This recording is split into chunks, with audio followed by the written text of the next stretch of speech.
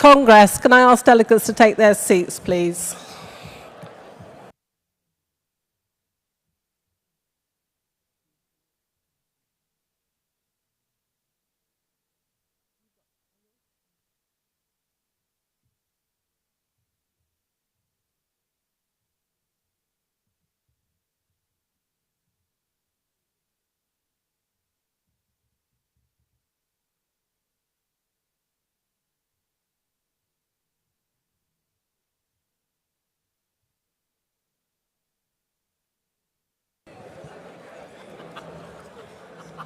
If you could take your seats. Thank you.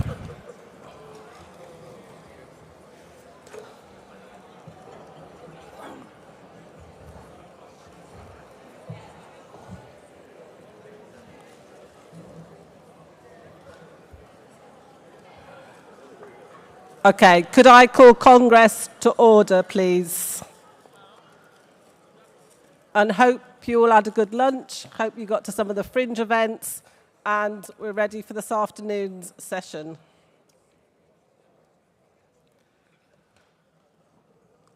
Congress, we start with announcing the winner of the Will Thorne Award for Organising. This is the inaugural year of the award for those who have made outstanding contributions to making work and our union better. The winner of this award has thrown themselves into campaigning across the country, organised workers into the union, supported equal pay campaigns across his local authority, and attended cold picket lines at 6 in the morning in November. He kept workers' spirits warm, though, by leading them in a song to Get Up, Stand Up by Bob Marley, which Congress heard during this morning's banner parade. Congress, please watch this short video about the inaugural winner of this award.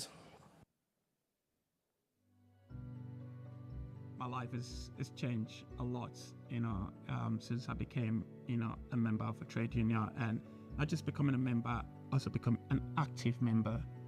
Everybody's got something to give, I don't make a song and dance about everything. I'm just kind of like, just do what you're doing. Because to me, it's just about just doing what is right, just being there for people. Being part of the trade union is not just about want to go on strike, it's about organizing. It's about what are the work issues at the workplaces, how can we build campaigns about that and take it to the employer and get it resolved. It has really, really helped me, to become a better person. There are things I didn't know in the past in terms of like employment rights, and then to see life in a different lens as well. What can I do different? How can I work with my employer, in terms to achieve certain goals? The union has helped me develop in such a way that I know that like there's a seat for everybody at the table. Being active is just shaping me to a person that I never thought I would be.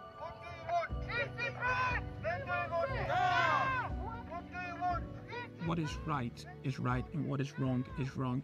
It's about you want to go to work, and at the end of the day, you want to be treated fairly. Being part of the union will help you do that. You want to get, decent pay. Being part of the union will help you achieve that. When you've been there to support somebody, when you're challenging structures, it is difficult. It takes a lot of doing, and it takes something out of you.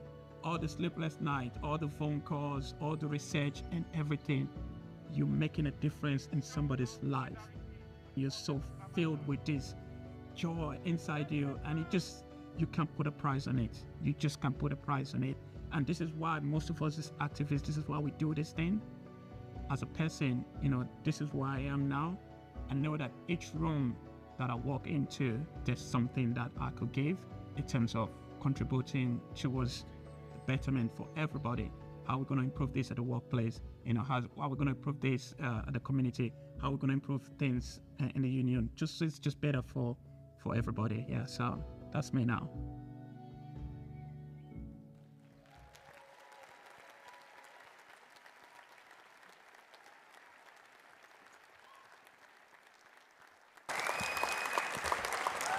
Congress, Congress is already on the stage, but please welcome the winner of the Will Thorne Awards, Kevin Enabulele from North West and Irish Region.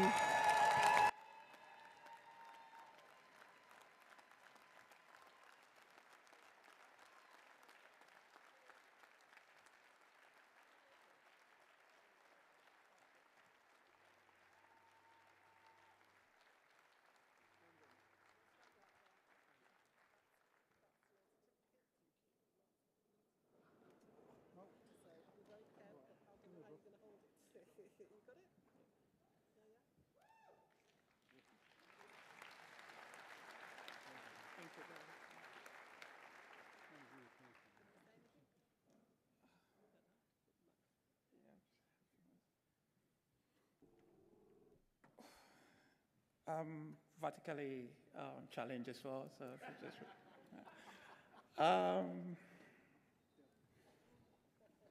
President, General Secretary, Congress, Kevin Enabulele.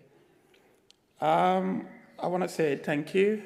When I get nominated for this award, I didn't even know about it. But I've come a long circle. I remember my first experience to Congress was in Harrogate 2022. I think I was sitting over there as a visitor, and that was the first time I experienced what it's like to be in Congress.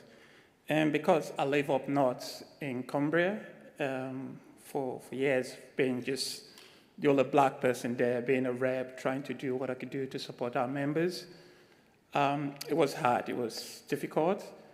I never knew there were more people that looked like me that were involved in the union until I went to Harrogate. And that kind of like just did it for me, knowing that like there's people that look like me in this union. There's a space for everybody. And since then, it's just been trying to learn. Yes, I've got my own personal challenges, battles that I faced in the workplaces and at branch level. But over the years, you know, with the support of people that I don't even expect them, you know, to have a word to say about me, it's just helped me grow. And 3 years ago, I got introduced here. We came to Brighton as being one of the first cohort of the GRASP program. And I just walked here on the stage and they introduced us, everybody clapped, and then we went away and I went on that program. And that program, I said it in Bournemouth last year, it changed my life. It helped me heal. So I'm not a different person. Yeah, sometimes we go through these challenges in the workplaces in our community, but it's just, how do you let it affect you? You know, sometimes people say it's not the water that floats around the ship that sinks, it's what gets into it. So I want to thank the GMB. You know, I know that there are many of people that look like me who just kind of like at that point where they want to give up. Please don't. You know, this union is a great union, and we've been in existence for over 100 years. Things are happening, change is coming, we're getting better, the workplaces are getting better.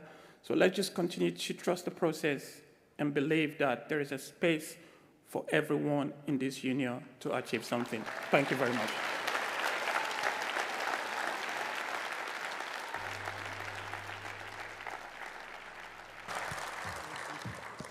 Well said, Calvin, and congratulations again. Congress, I would now like to invite Gary Smith to the rostrum to move the General Secretary's report. You should all have a copy of the report in your wallets. This report chronicles the whole union's activities over the last 12 months and what we wish to aspire for the next. Could I also ask the speakers on motion 47, composite 3, motion 51 and motion 54 to please be ready to move their motions after the General Secretary's report. Thank you. Thank you, President. Congress, Gary Smith. So very proud to be your GMB General Secretary and Treasurer, moving the General Secretary's report. Congress, when I've stood before you in previous years, I've usually opened up by saying colleagues, comrades, fellow GMB people, friends, use them all. And every one of them is true. but none of it does justice to what I really feel about this special union that we all belong to. For me, the feeling is deeper, stronger and closer. For me, it really is like a family. I've been a GMB member since my early days as a 16-year-old gas apprentice, and no disrespect to my nearest and dearest, she's in the hall today, but this is the one. This is the longest relationship I've had in my adult life. Charlotte will walk out the hall and remind me the house is in her name at this point. Now, Congress, look, all families have their ups and downs, but the best are even better for being able to disagree and then come back together again. Relationships tested, bonds made stronger. And our union, in truth, has had to deal with a lot. Upheaval, sometimes discord. But you know what? We've faced into whatever has been thrown at us, had the courage to take a new path, and we've emerged better and a stronger union as a result. Our foundations are solid. Leadership and purpose are steering us safely through choppy waters of change. We are repairing the damage of the recent past, but I above all know there is still much to do. Congress, what we are doing though, it is working, and thank goodness for it, because the direction we were taking before was a road to oblivion, and make no mistake about that. For too long, our union was in denial about our membership levels and finances. We had lost focus.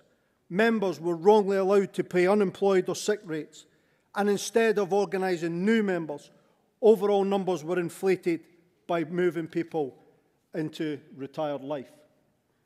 And let me be very clear about our retired life members. They are an essential part of the GMB. They are people who've invariably given a lifetime of service to this union.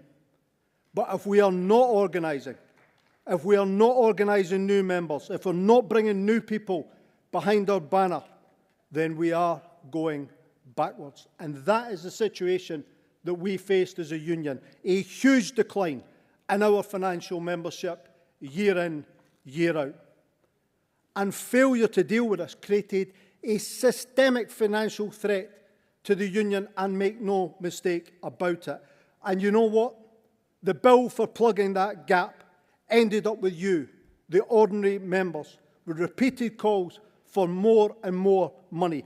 Not money we were investing in the future, not money to support success, not money that was supporting members in struggle, but to keep the thing afloat all the time, ignoring the holes in the bottom of the boat. Now, we had a choice to continue this death march to decline and irrelevance, do what failing unions always seem to do, merge with other failing organisations. Or we could change, get back to workplaces, start listening again, rediscover our campaigning spirit, take control of the union's future, and that's what we did together. We had the courage to change, and the results are there for everyone to see.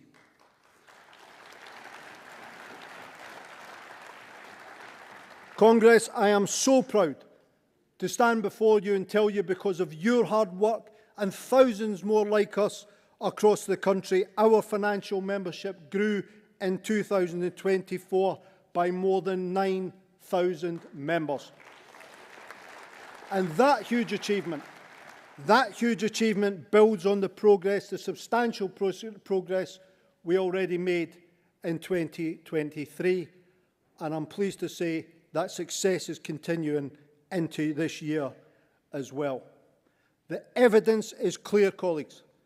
GMB is a better and stronger union because of the changes we've had the courage to make over the past few years. We're back in workplaces everywhere. We're listening and campaigning to make work better. People are joining us in big numbers.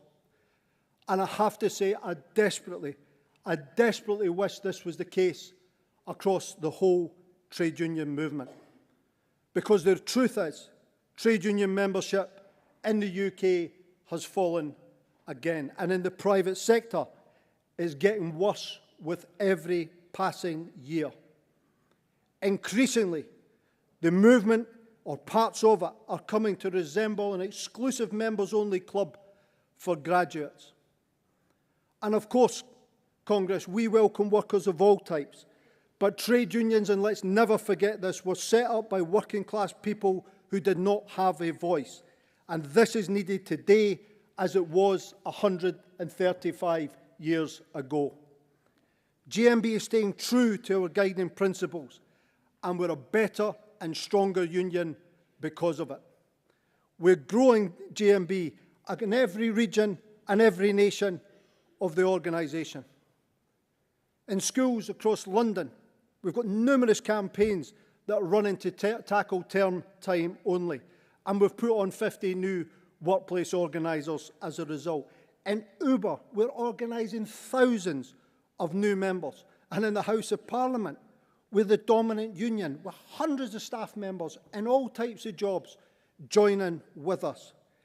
And the union is also now working hard to organise in Octopus Energy.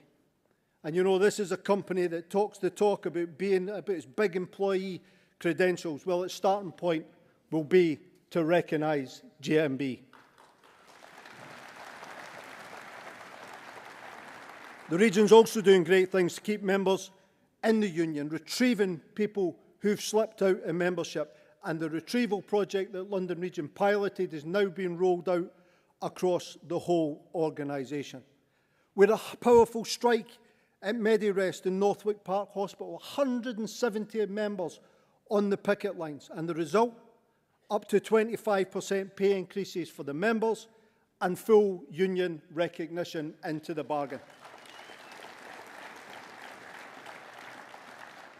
Midlands, they've continued to make real progress in the battle for equal pay in Birmingham City Council. Hundreds of millions of pounds is now in touching distance for our low-paid women members. And our members were also at the heart of the battle to save British Steel in Scunthorpe. And it's because of their heroism that the furnaces have kept burning and our country still has primary steel production. Congress, let's applaud our heroes of Scunthorpe.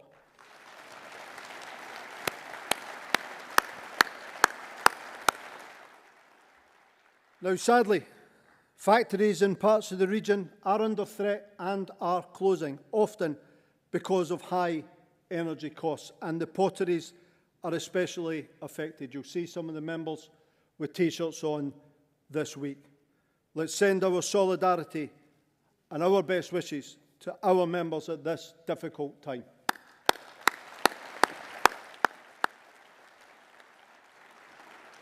But Congress, even when things seem at their toughest, we keep on battling. The fight at Amazon, Coventry, and in fact across the region, it continues in the face of the worst type of union busting. And so, Congress, let the message go out from this hall loud and clear. We will not stop at Amazon until our members get the recognition they so rightly deserve.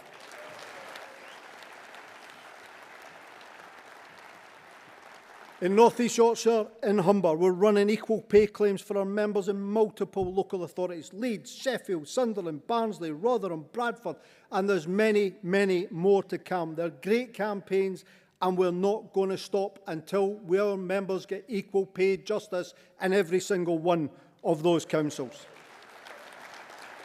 In Barnsley Council, we're doing some great work in fighting against the outsourcing of essential family hubs.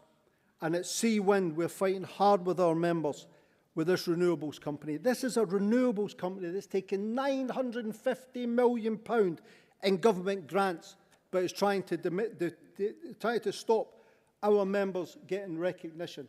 Well, let me tell Seawind, we are going to prevail. Our manufacturing, construction and energy reps in the region, they had a meeting with the Secretary of State for Energy. And I know that they pointed out to him the realities of their workplaces, what the real world of work looks like, and I hope he listened. But folks, Let's not worry too much about politicians sorting out our issues. Let's get after the employers and let's show the regional team here that everyone in this hall is with them all the way in their fights and struggles.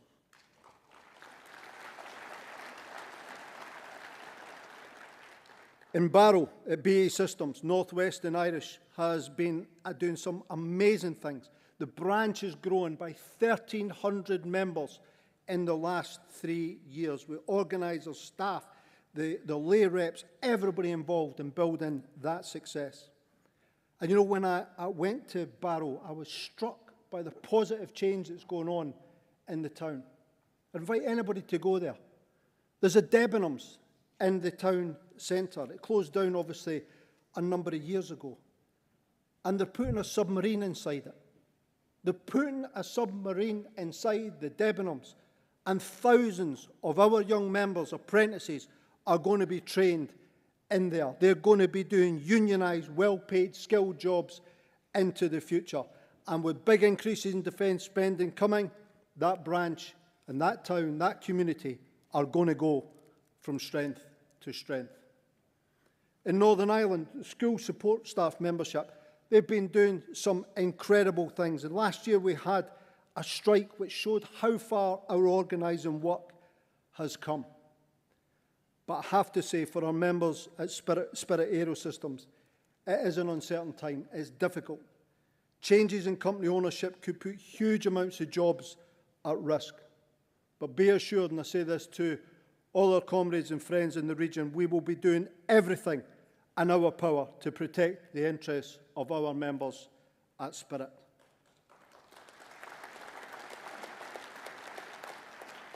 Our members at Sellafield, they're standing firm in the face of cuts to the nuclear decommissioning budget. And I want to send from this platform a very, very clear message to the government. Invest in the future of Sellafield, our members in that local community, or go and find somewhere else to look after the nation's nuclear waste. Across Scotland, we're campaigning in countless local authorities, including on equal pay. I was out there last week in Glasgow. The team have secured 200 new posts in cleansing and waste, and they will be GMB jobs. And well done to everybody involved. Last week I was also on picket lines in Scotland, standing shoulder to shoulder with our members at Scottish Water and International Beverage, and solidarity to each and one of the members in struggle. And we're taking the lead in organising workers in offshore oil and gas.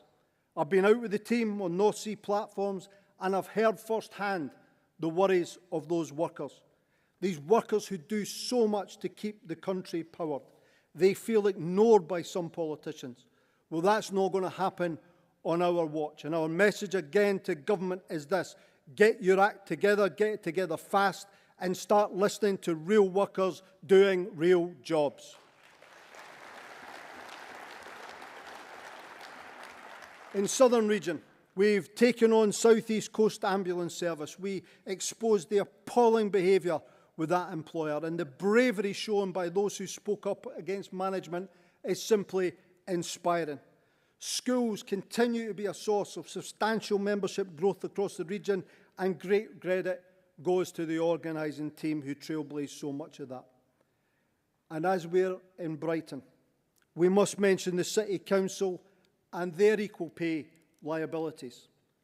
No matter what brickbats those in power throw at our union, we will keep going until Brighton Council delivers equal pay justice.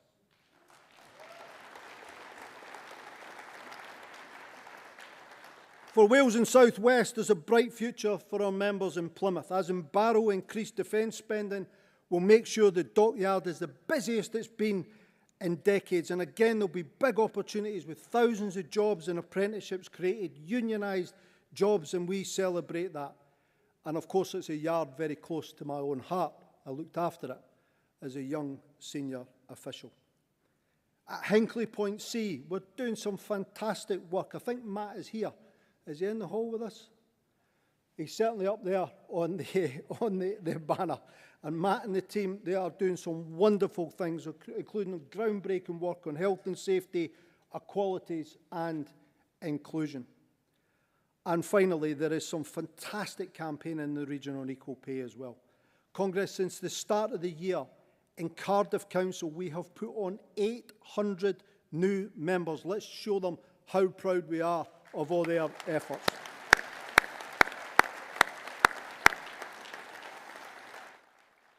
Congress, all of this great work shows we are at our very best when we listen to our members, when we focus on their aspirations, hopes and concerns. This connection, this special bond, is our greatest source of strength. Now, making progress on what matters is often a story of direct struggle, where the bad boss is the target. But so much in the workplace is governed by political decisions. The laws passed, the spending priorities, the cuts made. I've always said that for GMB there are no political superheroes, but politics does matter and always has for GMB. Since our first days, we've known that working class people, trade unionists, need a seat at the table. We can't leave those born into wealth and power, those who go to expensive private schools, to run politics. It's why our founder, Will Thorne, took the parliamentary path over 100 years ago, and it's why political power still matters to our members' interests today. Now, our historic link is with Labour, the party of work, and it is Labour governments who have helped deliver trade union rights that enable us to do what we are here for, organising working class people to challenge the giants of capital and their anti-worker allies. The new Employment Rights Bill is a case in point. It's the biggest, most positive step in trade union rights in 50 years. And GMB has been at the heart of this bill, from the early days of opposition to Labour's manifesto and now through legislation in Parliament. That's what we do. We use our strength in every arena, industrial and political, to make work better. The Tories are out. That's great stuff. I celebrated it. But I know that Labour don't always make it easy for us to rally to their banner. Congress, it's less than a year since Labour won its landslide. There was a feeling of real hope, real change, where we could have a common endeavour in rebuilding the country, where GMB was absolutely willing to play our part. But we have to recognise that mistakes have been made. The winter fuel allowance, WASPy women, and the proposed cuts to welfare. My message to the Labour government is we want you to be a success. But to do that, you have to listen. Listen to GMB, listen and think again.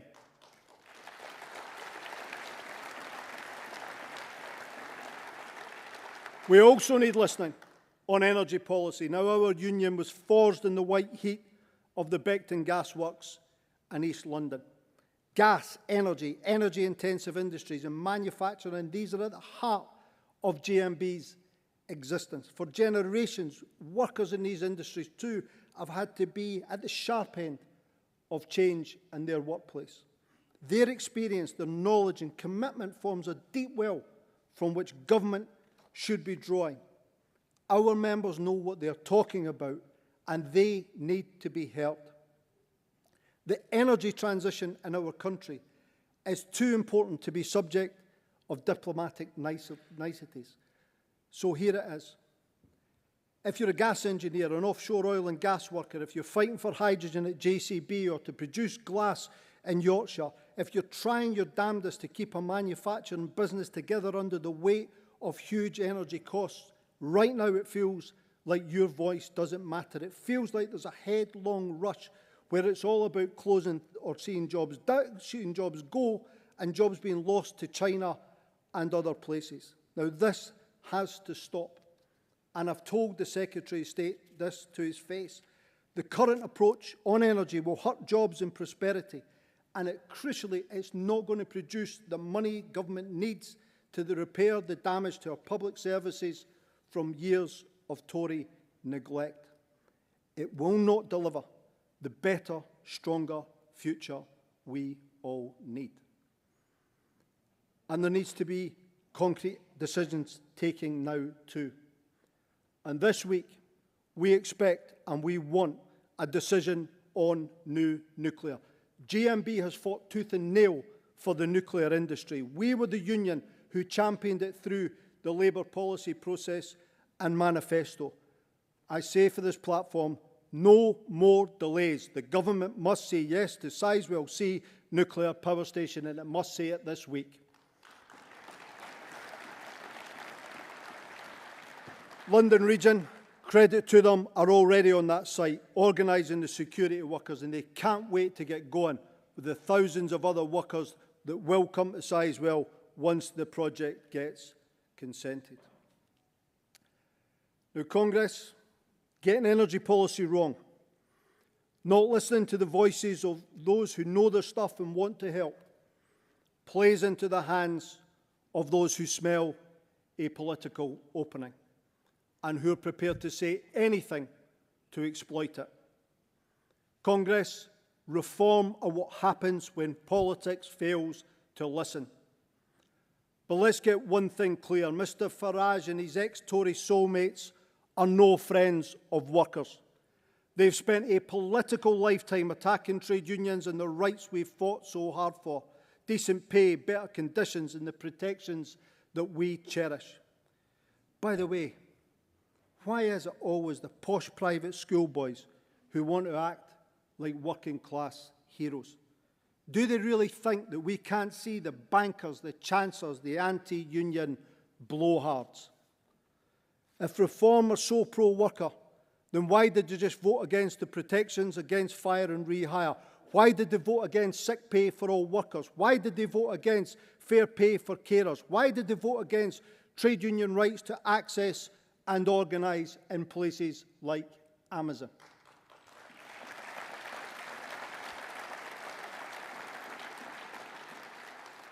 And now, sadly, they're going to run town halls. And what's the first thing they do? They say they're going to sack council workers.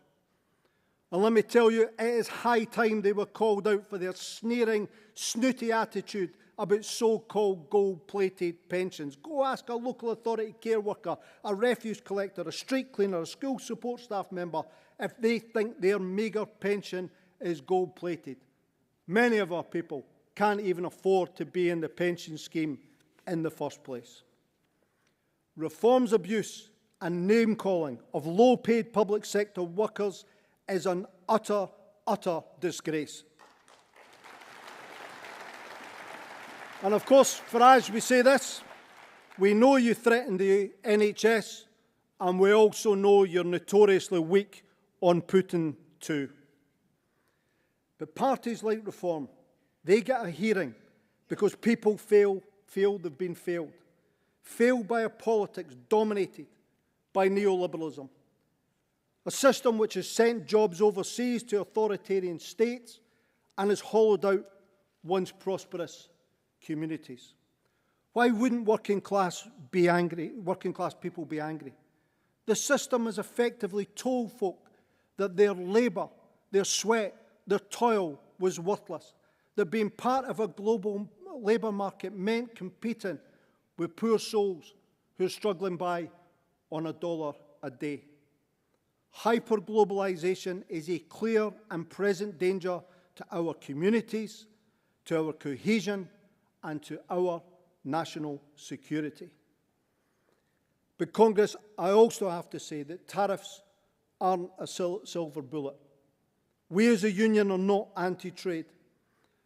I recently spent time at the wonderful People's History Museum in Manchester. I thoroughly recommend it to everybody. And in those archives, you can see how GMB has a proud tradition of advocating the benefits of trade, exchange and interaction. But it's not free or fair if you're competing against non-market economies or one-party regimes.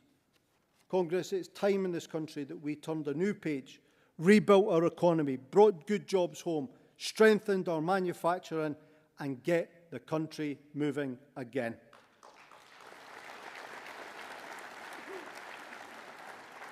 Now, this union, we're going to keep pressing, campaigning and arguing for better, for worker voices to be at the heart of decision-making affecting the daily lives of our members. We'll fight to get school support staff at the table through the SSMB, to get care workers heard in the Fair Pay Agreement, put energy workers at the centre of the debate about the future of their industry.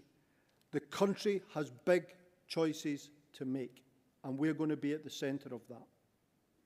And of course, we as a union, we have made big choices too. Congress, we could have continued to choose the slow lane of decline and demise, but together we took a brave path, a way forward built on listening, putting working class people first. Our recovery to better hasn't been easy, but the rewards are immense. Growth in membership, financial health, a union getting back to its best. And Congress this week, let's renew the vows we've made to our members, our bonds to each other. Let's keep setting the pace. Let's keep being hungry for change. Congress, we have done so much repair work. Now is the time to kick on. It's our time for a better, stronger GMB. Thank you, Congress.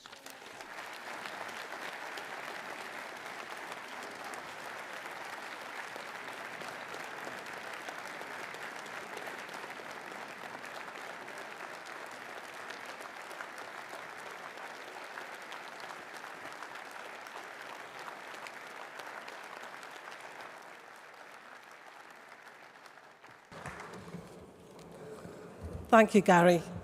I now put the General Secretary's report to the floor for endorsement. All those in favour, please show. Thank you. Anyone against? That's unanimous. Thank you. Congress, we now move to debating motions under Union Organisation, Education and Training. So could the mover of motion 47 come to the rostrum?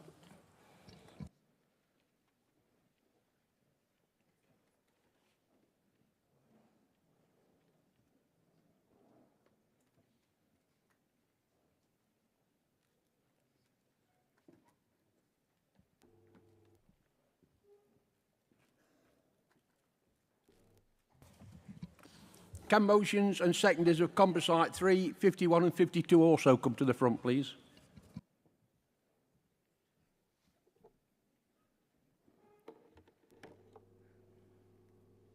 Thank you. President, Congress, my name is Mahinda Kataria, first-time delegate, first-time speaker.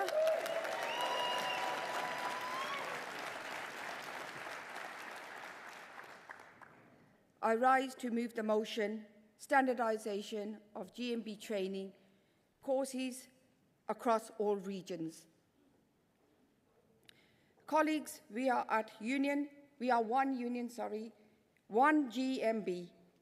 Yet when it comes to training, our representatives, we are currently operating as many. At present, the training offered to our reps differs depending on where you are in the country. Some delegates' regions offer courses that others don't. Some reps are being equipped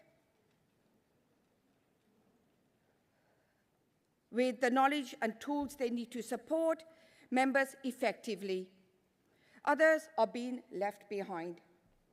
This simply isn't good enough. Despite regional differences, our members face the same challenges, whether it is redundancy, unfair dismissal, discrimination, or health and safety concerns. Every rep, no matter their region, should have the same solid foundation of knowledge, skills, and confidence to meet those challenges ahead of them. This motion calls for a standardised training programme across all GMB regions, a core curriculum that ensures every representative gets the same high-quality training, and of course, there should still be room for region-specific content. But the basics, the essentials, must be consistent across the board. And this isn't just about fairness, it's about effectiveness. Standardized training means Our reps will give consistent, accurate advice. Our members will receive equal support no matter where they live or work. Our union will speak and act with one voice, backed by shared knowledge and values. It's also about legal responsibility. Under the Employment Rights Act 1996, our reps are expected to support members through complex processes like dismissals and grievances. The Equality Act 2010 requires them to tackle discrimination, and under the Trade Union and Labour Relations Act, we are legally bound to represent our members effectively. We can't do that without properly trained reps. This motion calls on the CE to develop and implement a standardised curriculum for all reps, work with regions to share those best practices and make the programme strong and relevant, ensure training is inclusive and accessible to all, and put in place monitoring and feedback to keep the programme current and effective. Colleagues, we are only as strong as our front line, and our front line is our reps. Let's give them the tools they need, not based on postcode, but based on principle. Let's show our members that wherever they are, GMB is ready to stand with them equally, expertly, and united. I urge Congress to support this motion. Thank you. Thank you, colleague. Seconder.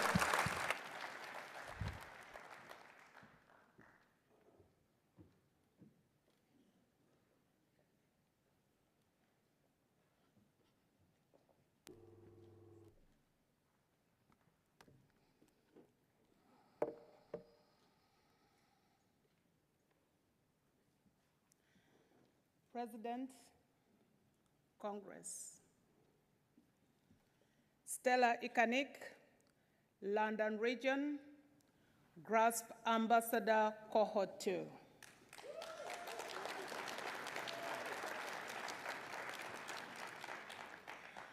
I'm proud to second this motion on standardization of GMB training courses across all regions. Congress.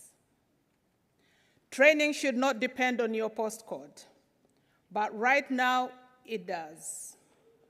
Some reps get excellent training, others are left without. That is not just unfair, it's unacceptable. Our members face serious issues, including dismissals, discrimination, and bullying. Reps must be ready, and that means every single one of them in every region deserves the same foundation of knowledge, skills, and confidence. No exceptions. This motion is about fairness, consistency, and unity. It's about ensuring we are not letting our reps or our members down just because of where they are based. Standardizing training means stronger reps, stronger branches, and a stronger GMB. It saves resources, avoids duplication, and lifts every rep up.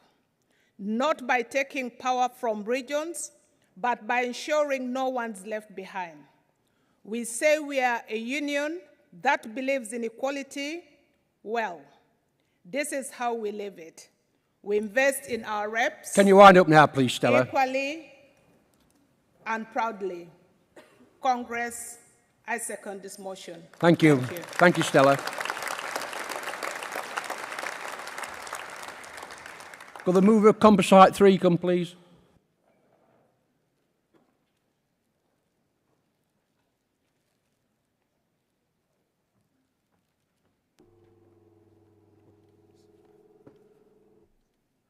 President, Congress, good afternoon. I'm Chris Wongso Saputro from K19 Southern Region Branch. First-time delegate, first-time speaker.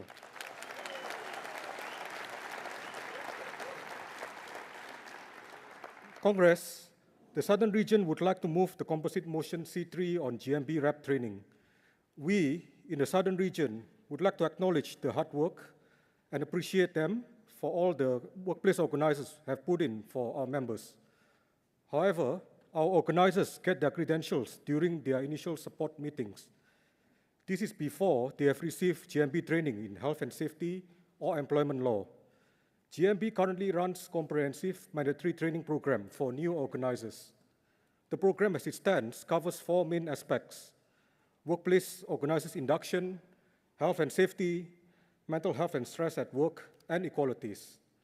This is followed by non-mandatory training covering various areas from Congress and branch organizations to understanding neurodiversity in the workplace. Congress, the Southern Region believe members need and deserve the best possible representation from their well-informed reps whose training is relevant and up-to-date. Therefore, our motion calls for GMB to review the initial support meeting process to ensure new reps are aware of what training they would need to attend to help them perform well in their new roles. In return, the process needs to ensure new reps know they should not commit to representing members without completing the necessary training first. If there's an issue with training, the reps should inform their branch contact on the first instance and discuss this. Doing so will ensure reps are fully equipped with the relevant skills and knowledge when representing our members. There are also benefits for the new reps in upskilling and gaining new skills or knowledge through training. Congress, there's currently no requirement for reps to attend a refresher or update training following on from this initial training. We believe all reps would need to attend the update training once they have been re-elected. We recognize things can change so quickly and suddenly, so it is important our reps are aware and up to date with these changes. Congress, the responsibility for the training should not only lie with the reps. Our motion calls for regional educational teams to ensure there are short update courses being run for our reps.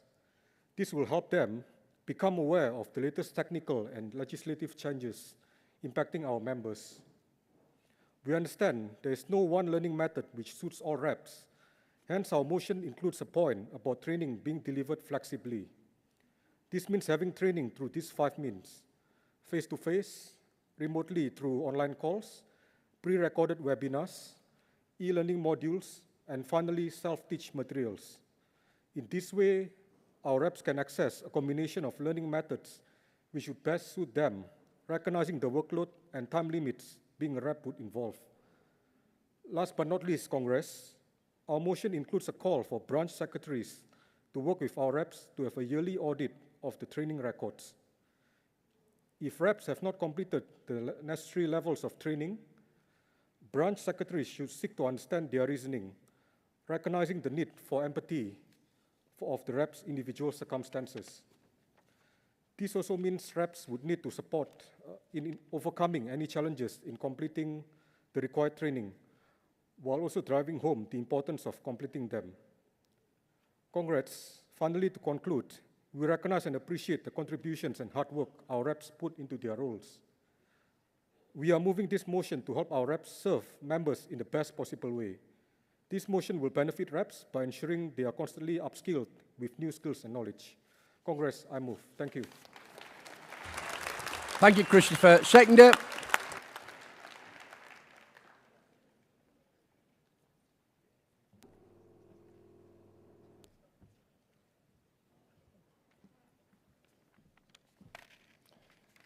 President, Congress, Ian Paul, seconding for Midlands Region.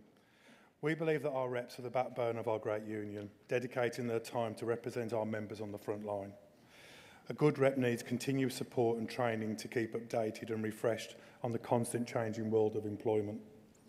Our members deserve the very best, as a good rep can not only retain membership on the back of their successes, but recruit and campaign, holding employers to account. We are asking for a one-day taster course, which would incorporate the ISM training. to give new reps a clear understanding of what's needed to be a successful rep. We feel that this course would help potential reps make an informed choice as to whether or not the role is for them before enrolling on the 10-day GMB at Work reps training course. This hopefully would help to reduce the amount of reps who either resign from the position or are inactive due to being overwhelmed. And as a result, only reps who are fully aware of what the role entails will attend the GMB at Work course. This is a more cost-effective use of members' money, many of whom sacrifice to pay their union fees. I second. Thank you. Thank you, Ian. Does North East Yorkshire Umber wish to speak on the composite? No? Could I have the mover of 51 please come to the rostrum?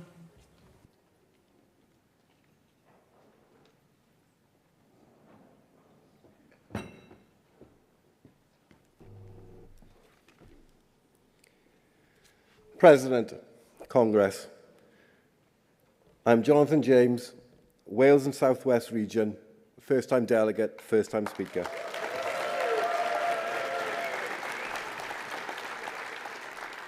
On moving motion 51 to provide mandatory training for branch secretaries. Colleagues, friends, I proudly move this motion calling for mandatory training for all GMB branch secretaries. Our union's strength has always come from the ground up, from our branches, from our reps, our workplace organisers, and at the heart of the structure sits the branch secretary, the first port of call for members, the voice of the branch, the keeper of our standards. But Congress, we know that many of our secretaries take on the role with the fire in their belly and the commitment in their hearts, but not always the tools they need to do the job confidently and consistently.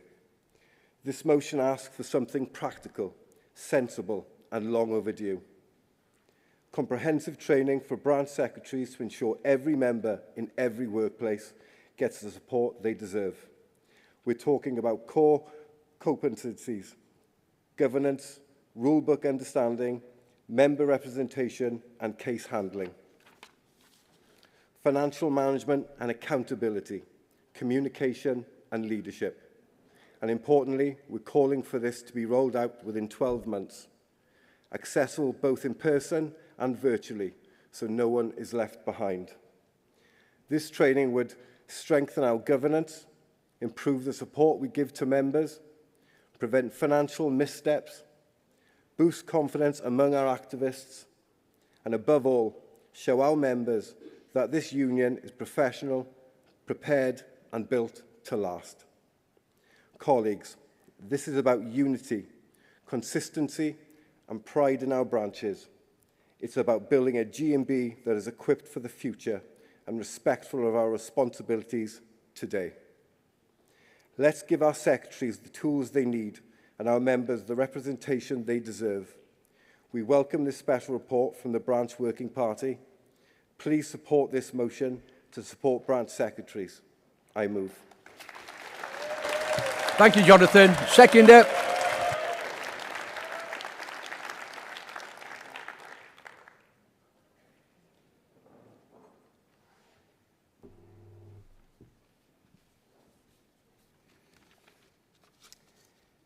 President, Congress, Chris Marsh, Wales and South West Region, second in motion 51. Colleagues, we all know the pressures that branch secretaries face, dealing with complex member issues, managing finances, communication with employers and upholding the GMB's values every single day. Too often we expect our branch secretaries to just know how to do it all. That's not fair and it's not sustainable. Training isn't a criticism, it is an investment. It gives our secretaries the knowledge and confidence they need to make decisions, handle challenges, and represent our members with integrity and strength. It levels the playing field across regions. It ensures whether our member lives in Cardiff, Carlisle or Croydon, they receive consistent, high-quality support. And let's be honest, when our branch leaders feel supported, our rural union functions much better. This is about more than skills. It's about accountability, trust and professionalism. It's about showing our members that the GMB doesn't just talk about standards, we uphold them. Congress, we've always believed in training our reps and developing our activists. Now it's time to do the same for the backbone of our branches. I second this motion. Let's build a stronger, smarter, more confident GMB together. Thank you. Thank you, Christopher. Mover of motion 52.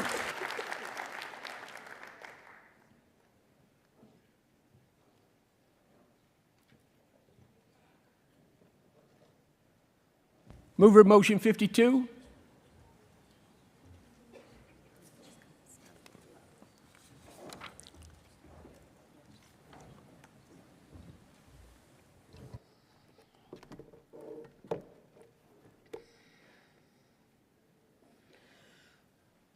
President, Congress, Stella Ikanik, London Region.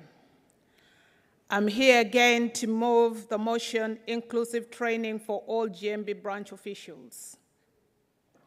Congress, we all know GMB's strength lies in its people, our members, our reps, and importantly, our branch officials. Yet while workplace reps rightly receive structured training, many other branch officials, importantly, Yet while workplace reps rightly receive structured training, many other branch officials who don't hold rep status are left without the knowledge and tools they need. These colleagues are essential. They manage admin, support members, promote recruitment, lead on equalities, and help drive our campaigns. But too often, they are expected to perform these vital roles with little or no training. That is not fair, and it is holding us back. This motion seeks to challenge that. It calls on GMB, especially the regions, to develop and deliver specialized, accessible training for all branch officials, not just reps. The training should include clear guidance on branch roles so officials understand their responsibilities, recruitment and organizing skills to help grow our union, campaigning and advocacy tools so branches can raise their voices effectively, equalities training to encourage every branch reflect our values, and a broad understanding of GMB's history, structure, and mission, so every official can represent us with confidence. Congress, the burden too often falls on branch presidents and branch secretaries. That is not sustainable. We need shared skills, shared understanding, and shared responsibility. Congress, this isn't about creating something new. It's about making sure that we already offer works for everyone. With collaboration and shared resources, this training can be delivered within existing budgets. The benefits: stronger branches, more confident officers, more engaged members, and a GMB that is better equipped to meet the challenges ahead. And let's be honest, this is about equality. If we say we are inclusive, then our training must reflect that. Every official deserves the same chance to succeed, regardless of their title. Congress, if we believe in fairness, growth, and empowerment, then we must support this motion. Let's equip every branch official, not just some, with the training they need to lead and thrive.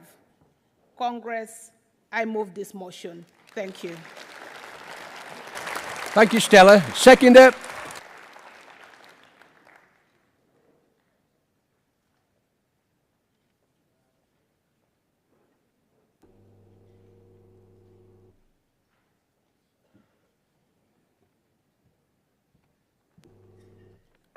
Thank you. President, Congress, I'm Mahinda Kataria from the London region, first-time delegate, second-time speaker.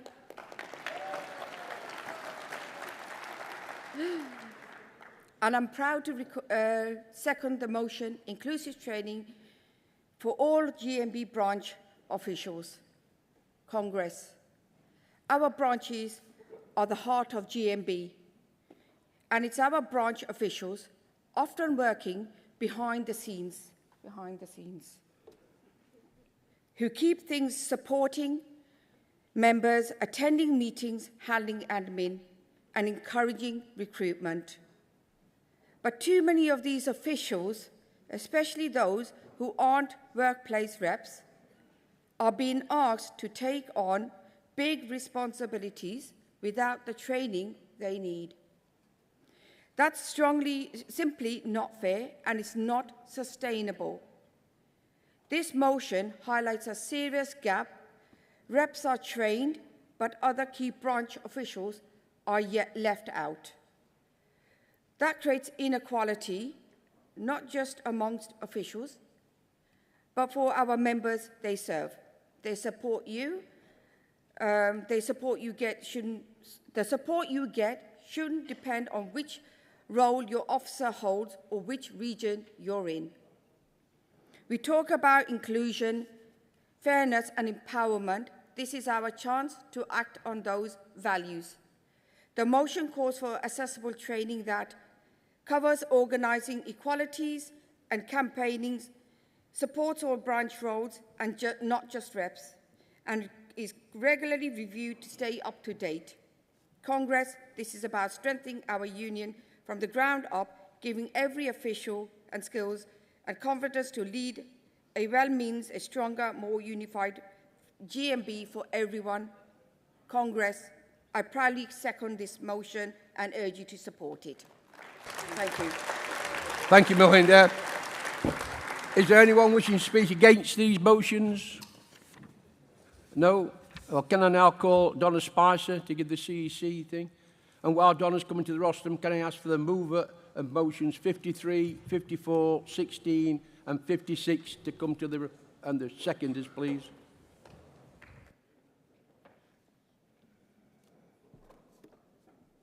President, Congress, Donna Spicer, responding to Composite 3 and motion 51 on behalf of the CEC.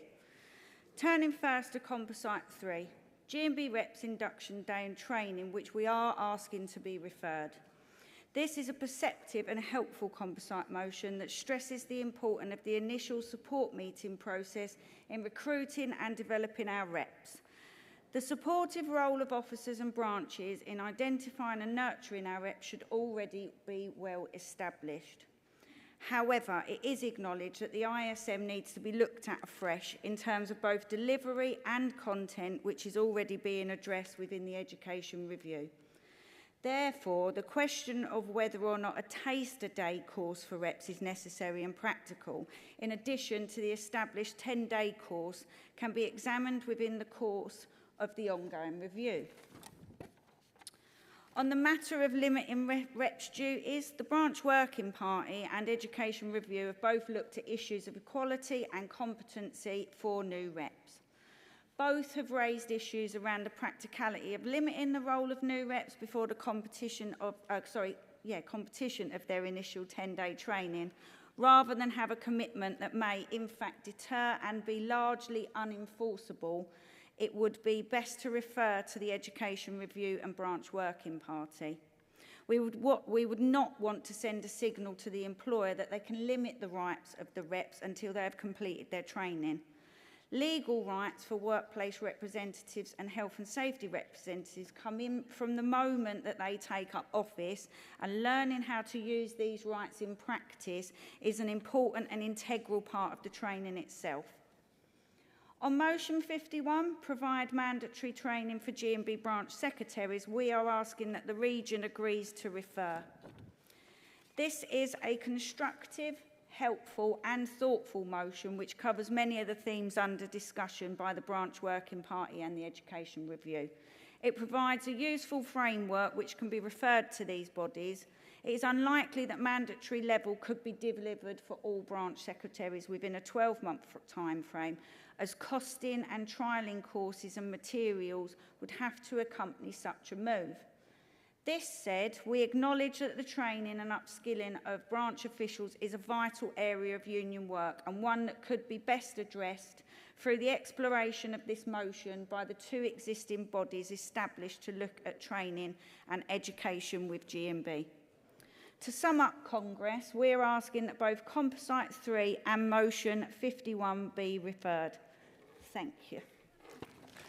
Thank you, Donna. Colleagues, the CEC is supporting motions 47 and 52. Does the Southern Region agree reference back on Composite 3? Does the Midland agree to reference back on Composite 3? And does Wales and South West agree to reference back on motion 51? Thank you. We'll now go to the vote on motion 47 and 52. All those in favour, please show. Any against? They've carried. Can I now ask for the mover of motion 53 to come forward, please?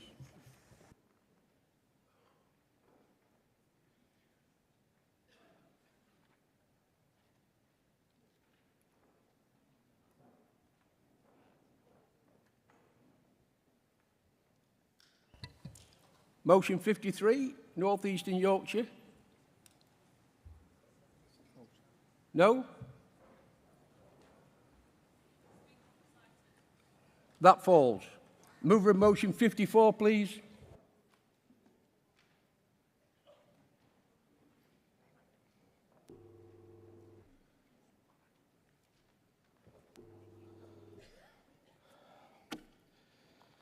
Good afternoon. I'm Alex Kapitanek, Midlands Region, first-time delegate, first-time speaker. Quite a nervous one. This Congress notes currently members who are declined legal assistance are left with limited information, ad hoc or haphazard support, and often have to navigate the challenging process of completing paperwork and understanding legal jargon on their own. This situation is particularly difficult for our members with learning difficulties, neurodivergencies and other disabilities. A member of our branch was diagnosed in midlife with combined ADHD. This means that as well as the inattention, hyperactivity, they also experience a range of other traits, dyslexia, dyspraxia, hyperfocus, and so on. The diagnosis was supported by not only their medical specialists, but also their GP, social services, and occupational health. The employer agreed that such a disability required support, eventually identified and agreed adjustments. However, they failed to implement those adjustments. The member's sickness therefore increased, and as a result, until they exhausted the sickness management process, they were finally dismissed. After a review of evidence, the lawyers stated there were no prospects for a win and refused to support the member through the employment tribunal process. Members who had declined legal assistance face significant hurdles in their pursuit for justice. Without adequate practical support, they struggle to complete forms accurately and interpret complex legal jargon. This often leads to added stress, anxiety, and adversely affects their well-being and the outcome of their case. The legal processes are inherently complex, and for those unfamiliar with the terminology and procedures, they can be overwhelming. The difficulty is exacerbated for the individuals with learning difficulties, neurodivergencies, and other disabilities who may find it particularly challenging to understand what is required and expected of them when completing these forms. This Congress believes providing practical assistance with understanding terminology, completing forms and grasping the overall process can help overcome these tangible the tangible sense members often feel of being unsupported and left to flounder when their case doesn't meet the threshold for legal assistance. A formalised approach to offering practical support could go some way to ensure that all members perceive that they have had an equal opportunity to pursue their claims with the support of a union that cares. This Congress resolves to train, develop and support union officials and branch lay officers, enabling them to provide one-to-one assistance and offer practical support, equip them to understand the ET process, jargon, terminology in order to provide critical support for members to understand what is required of them and what the legal terminology refers to and how they should structure their response. Deliverable actions could be support branches to clearly communicate. At that point, I'll step down. I'll move. Thank you. Thank you, Alexander. Seconder.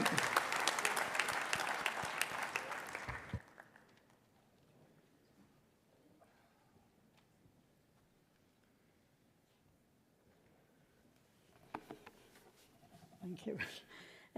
President Congress, Julia Long from the Greatest Midlands region. Supporting the reference back of motion 54. However, when the CEC review this motion, please take into consideration that our reps are on the front line within their workplaces and regions. We in the Midlands recognise that employment bill, which includes workers' rights from day one, will call on our reps to be on the ball, knowing how important it is that tribunals work. That is why it is so important to implement this training as soon as possible. So when our solicitors say to members that they don't qualify, the reps have some understanding to inform and support those members. If you need to represent your members in the correct way and to enable you to manage their expectations, education should not be a choice. It is imperative to give confidence to all our members that we as reps know what we're doing. Thank you. Thank you, Julia. Mover of Composite 16.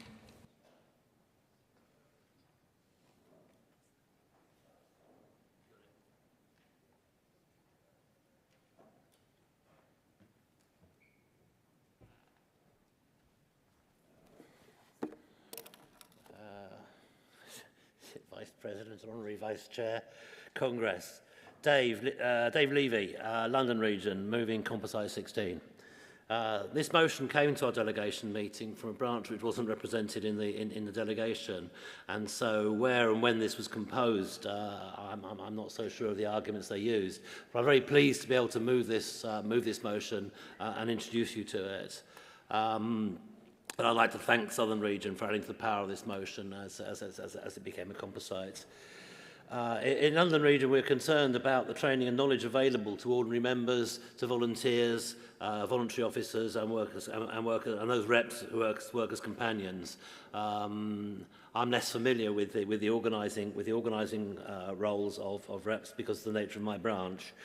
We're concerned that the next generation of leaders are properly equipped to perform their current and their future roles. The motion proposes a series of reforms in the education programme and the delivery of such education and knowledge transfer. We propose broad consultation with experts outside the GMB to ensure the currency and accuracy of our curricula. Asking for advice from experts can never be a bad thing. Last year, Congress passed a motion asking the CEC to review the curriculum and to make them more accessible for part-time workers and for activists in part-time work or without recognition agreements. I did check the reports on progress against this particular motion, motion 4324, if anyone's interested, and unfortunately no progress has been reported on this particular motion. The second of this motion will talk more about the need to support members with restricted access to block release training. and our colleagues in Southern Region have also inserted a line calling for a national curriculum. And this would need to be tuned for the different legal regimes that exist in Scotland, Northern Ireland and England and Wales. We can always do better. Please remind the CEC our commitment to access to training and knowledge and support this motion. Thank you, Dave. Seconder.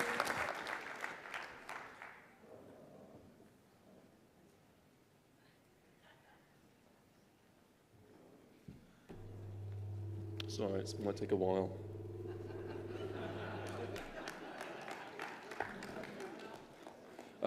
Good afternoon, Congress. I'm Ewan Coates from Southern Region, seconding Composite 16. I'm a first-time speaker, first-time delegate.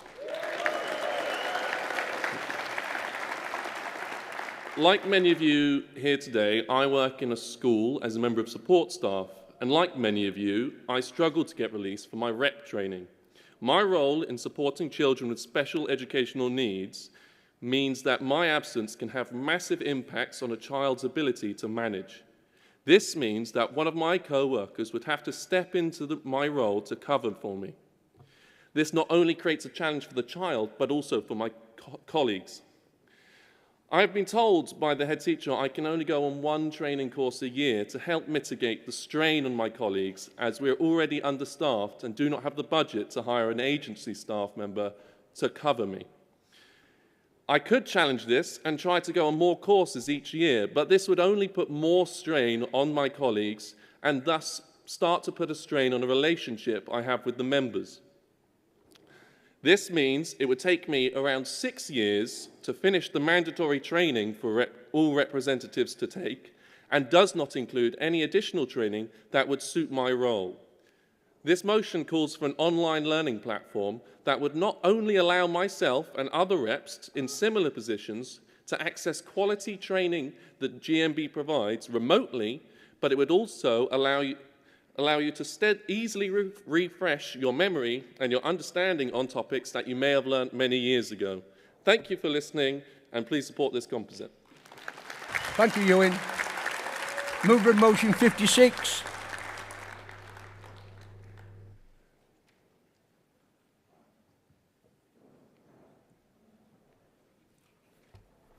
President, Vice President, Congress, Robbie Scott, London Region, moving motion 56, ongoing trade union education and a first-time delegate.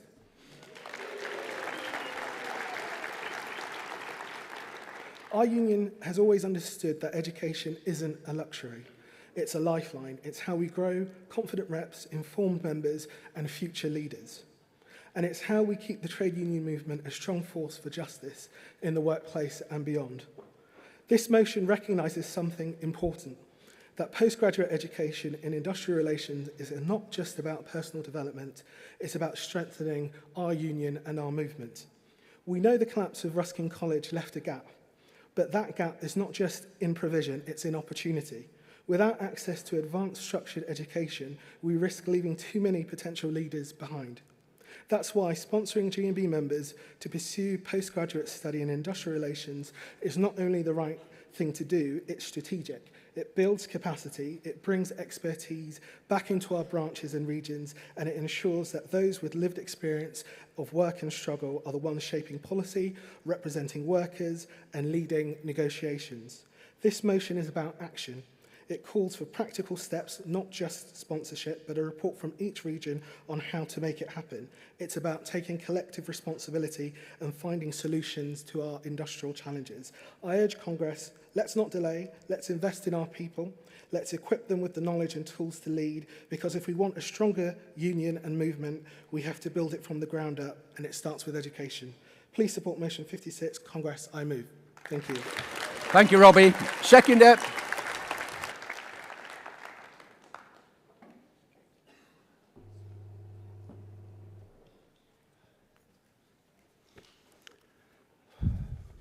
President, Vice President, Congress, Mark Watson, London Region, seconding motion 56 on ongoing trade union education. For 122 years, Ruskin College provided university-level education specifically for working people. Ruskin's contribution to trade union leadership is well documented. Clement Attlee taught there in 1911 before becoming Prime Minister. John Prescott studied there in 1965, earning his diploma in economics and politics before becoming Deputy Prime Minister. By 1938, Ruskin had already produced 16 Labour MPs. The college offered something unique, courses in labour history, political economy and industrial relations, taught from a working class perspective. It wasn't just theory, it was education rooted in workplace reality. The collapse of the college left a gaping hole in trade union studies. To fill this gap, we are requesting that Congress agrees to sponsor the annual tuition fees of a GMB member on an industrial relations-related postgraduate course. That's the immediate action. But then we need to look at what the regions can collectively do. We are asking for feasibility reports, practical assessments of whether each region might practically sponsor a member's fee for a year. The executive may suggest waiting for an education review to establish common learning pathways. But while we develop long-term strategies, we have members who could benefit from advanced education now. One sponsored member per year could return with expertise to strengthen negotiations, support workplace representatives, and train others. This motion represents practical forward planning. Congress, I urge support for this motion to preserve our educational heritage. Congress, I second. Thank you, Mark. Does anyone wish to speak against these motions? No. I will now ask motion 54. The Midland region agree to refer? Composite 16, the London region agree to refer? The Southern region agree to refer? Motion 56, does London region agree to... Sorry, I'm getting in front of you. Could I ask for Speaker Kay Doherty to reply to these motions? I do apologise for that.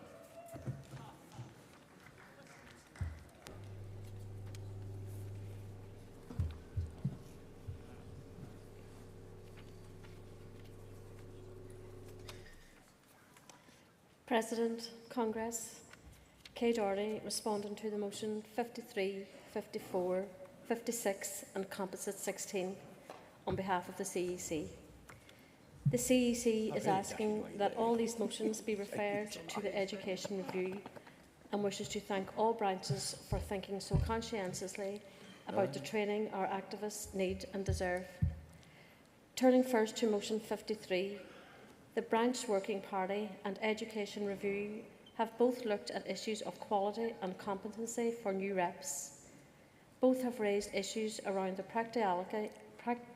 practicality of limiting the role of new reps before the competition of their initial 10-day training. There are legal protections in place for reps the moment they are elected, and we don't want to instill doubt in employers on the competency of our reps. Rather than have a commitment that may, in fact, deter and be largely unenforceable, it would be best to refer to the Education Review and Branch Working Party. On motion 54, the training that the branch is calling for appears reasonable and well-intentioned. The CEC will ensure that this forms part of the Education Review to see if this is not already covered in the current 10-day course, and, if not, to form part of an advanced reps training programme, which is the basis for the need to refer the motion. We must be mindful that we do not place too much of an expectation that branch activists will be trained to a specialist level, nor to the competency level of a solicitor, as they will not be indemnified if they give incorrect advice. On motion 56, the collapse of Ruskin College has left a gaping hole in the provision of trade union studies within the Education Review, is looking always at ways to repair. However, it is unlikely that regions will be prepared to allocate funds in order to pay for course fees at postgraduate level.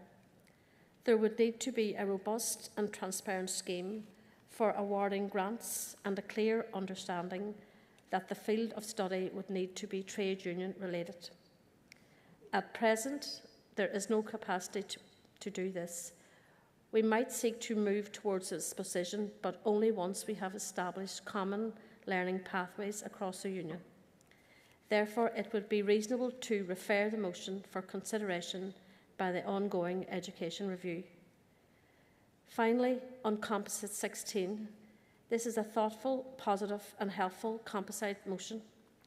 In principle, we should already be doing these things.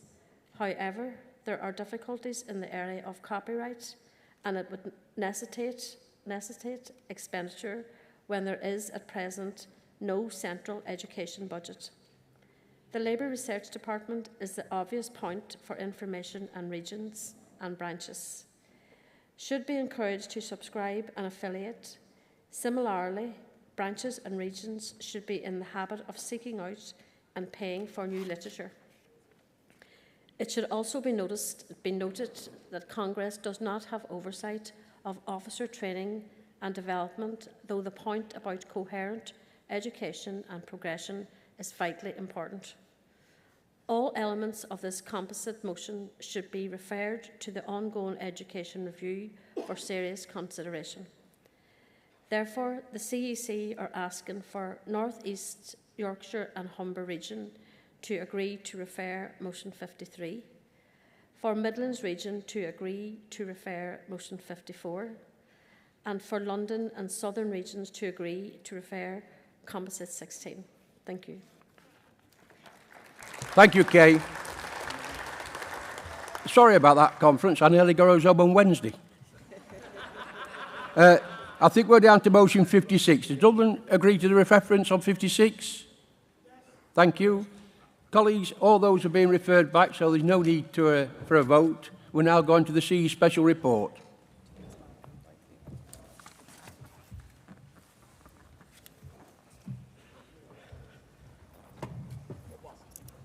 Thank you, Malcolm. Before I take the CEC Special Report, I need to take another vote on something from the Standing Orders Committee. So please, can you listen carefully to what I'm reading? Congress, a matter has been drawn to my attention by the Standing Orders Committee in relation to the debate this morning on the CEC Special Report on rule amendments. Congress, as you voted for the Special Report, any rule amendments in opposition to the report should have fallen. However, due to an administrative error, the vote was taken on rule amendments which were in opposition to the special report.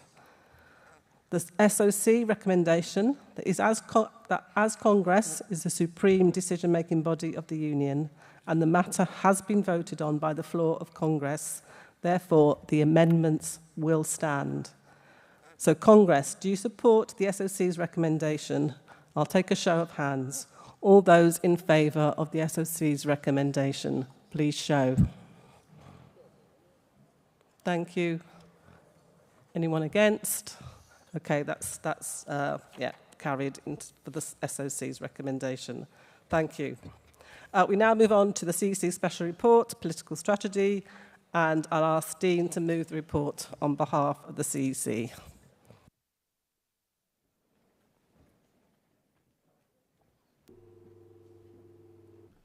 Thank you. President, Congress, Dean Gilligan, London Region, speaking on behalf of the CEC and moving the Special Report on Political Strategy. Congress, last July, working people across the United Kingdom brought 14 years of callous, incompetent Conservative rule to an end. They voted for change and they voted Labour. I'm just a messenger. Congress, having a Labour government means our union must now adapt to match the industrial power we build on the shop floor with the equivalent political power in Westminster, Holyrood, Cardiff Bay, Stormont, and every council chamber in between. And this report sets out how we will do that. Congress, our first mission must be to secure the passage of Employment Rights Bill intact and in full. Every clause of this legislation has been built on the back of our members' struggles. School support staff fighting for a fair deal, Amazon, Amazon workers resisting union busting in Coventry, and British gas engineers who turned fire and rehire into a national scandal. We owe them the deal for working people that was promised and that is enforceable.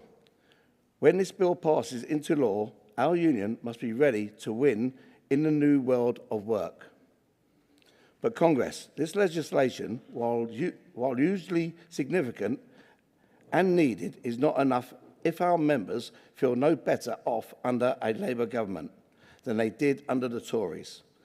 Within weeks of taking office, the new government cut the winter fuel allowance for millions of pensioners and shrugged at the Ombudsman's call to compensate the WASPy women. And that, I'll just digress a wee bit. There was a lot of MPs that stood having photographs taken with WASPy women. So, these people need to be called out of it. Let us be plain. Thank you. Let us be plain, Congress. The movement that helped elect a Labour government will also hold that government to account. Change cannot be a slogan. It must be real, and it must be felt by our members. Congress, this report also nails down a jobs-first industrial strategy. Net zero is no comfort to a member reading a redundancy letter. So we demand Sizewell C on union terms, a homegrown sustainable aviation fuel industry, and new UK supply chains for offshore wind and carbon capture. We call for pay review bodies that measure real value rather than Treasury penny pinching. Britain can decarbonise and reindustrialise at the same time, but only if unions and the workers who power the future are in the room. Congress, we must also confront the forces that threaten our members. Reform UK, our Secretary was talking on earlier, he's no friend of working people. Its MPs voted against the Employment Rights Bill and would scrap thousands of protections at work while hacking billions of pounds from our public services. We have seen this before, Congress, because we know that there is nothing new about reform. They are just Thatcherites in new clothes, and we will not let them divide us or defeat us. Congress, our union is a federal one, and we know that power and influence does not just sit at the centre. The same is true for the UK in 2025 because power today is scattered between Westminster, devolved parliaments, metro mayors, and soon to be mergers of councils.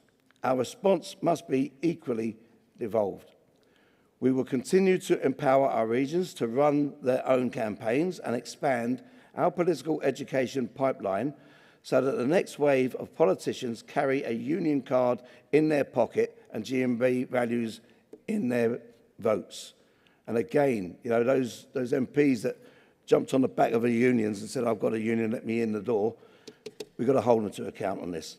Congress, when the unions stay silent in the halls of power, our opponents write the rules.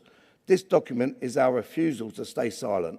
It turns every grievance into a campaign into law, and every GMB member into a shareholder in genuine political power. Congress, I urge you to endorse the report I move. Thanks, Dean. Can I ask Maxine Butler to second the report, please?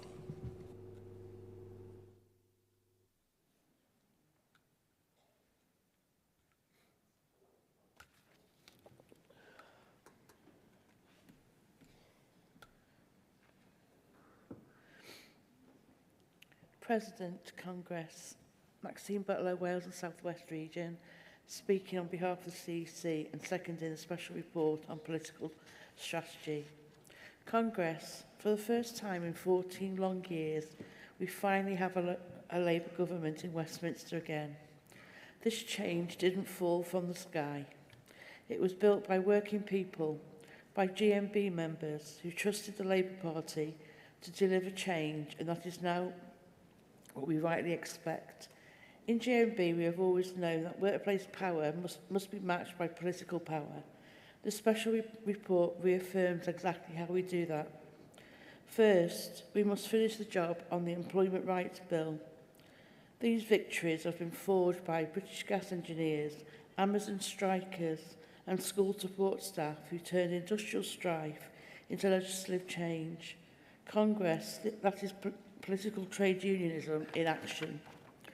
Second, we will push wider priorities that make work and life better. We will not stand by while the winter fuel allowance is stripped from pensioners or WASPy women are denied fair compensation. We will work every day to fight for our members, to defend their interests and better their lot. Congress, thirdly, we must defend our members from the new threat of Reform UK. Reform and the policies they have promised to implement are a threat to every worker in this country. Let us be clear, Congress. GMB has seen off their likes before, and we will again. And yes, we will work through the Labour Party and hold it to account. Our message to Labour is simple. Promises made to working people must be delivered. Change cannot just be a slogan. Congress, Will Thorne told us that if unions stay silent, our enemies set the rules. This report is our answer. It is a plan to use every lever, industrial, political and legislative, to make work better and to make our communities fairer. Because if we do not do politics, politics is done to us. Let's make sure from the shop floor to Westminster, it is GMB that writes the rules. Congress, I second the report. Please support. Thank you, Maxine. Thank you. Yeah, take a seat. I'll now ask a delegate from Wales and South West who want to come and reply to the report or speak on the report. And then it'll be Southern, then GMB Scotland.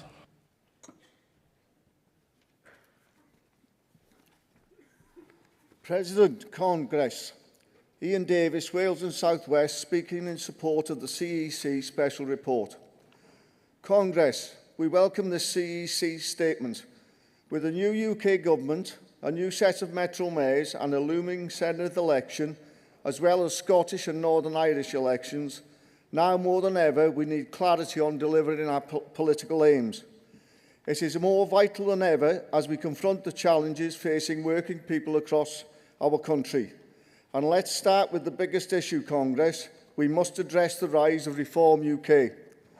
Recent polling and local election results show that Reform is making significant inroads, particularly in areas where working communities feel left behind by traditional politics. Reform has surged to second place in some polls, threatening to overtake Labour and the Tories. But GMB is clear. While Reform may shout loudly about problems, they offer no real solutions. Reform is a one-man personality cult without serious, actionable policies for Wales or the UK. We must work to expose this empty rhetoric and champion the real practical solutions that working people need. We must do this not only in meetings with politicians, but on the shop floor and in our communities. Central to GMB's approach must be delivering Labour's New Deal for working people. We welcome this as a central tenet of GMB's approach. This plan has the potential to transform the world of work by banning exploitative zero-hour contracts, ending fire and rehire, and ensuring a genuine living wage for all workers. GMB is working tirelessly to ensure these policies are not just promises, but realities for our members. We must convince the Labour Party that this is the route to tackle extremism. By strengthening trade unions, we will tackle insecurity, inequality and low pay head-on. We need peer review bodies that work for people, not for anonymous employers. This is how we will put more money in the pockets of working people and boost living standards across Wales and the South West. This is how we will beat Reform, by dealing with the issues that have allowed populism to fester. But populism is not only the narrative of the right. The far left, the nationalist causes, different songs all written to the same tune. The way to beat populism is to deliver change, aspiration and hope to millions of people. A better NHS, better schools, better wages, better pay. Nationalism of any colour will not achieve this. Only social democracy with these values at its heart can do that. We welcome this strategy that puts making work pay for working people, renewing the heart of GMB principles as the driving force for this strategy. Looking ahead to the Welsh Senedd elections in 2026, GMB must do our bit to secure a Labour government in a changing political landscape. GMB must build a political consensus within the Welsh Labour Party, one which re-establishes union jobs, union members and union aims at the very heart of Welsh Labour. Our political trade unionism must be at the heart of the new Welsh agenda. New nuclear as a wave of insourcing, using the New Deal and social partnership to maximise workers' rights and prioritising union jobs and reforms of the NHS and schools that put workers at its heart. Congress, we will campaign for a Welsh Labour Party and a Welsh Labour government that puts working people at the heart of its next programme. These values, Congress, the aspirations of working people, must be the tune that we sing to Labour, not only in Wales, but in Plymouth, Bristol, Holyrood, Belfast and Westminster. This report, Congress, will give us clarity in an unclear world. Our goals are simple, universal, and with this report will allow us to continue to win for GMB members in an uncertain world. Please support it. Thank you, Ian. Southern.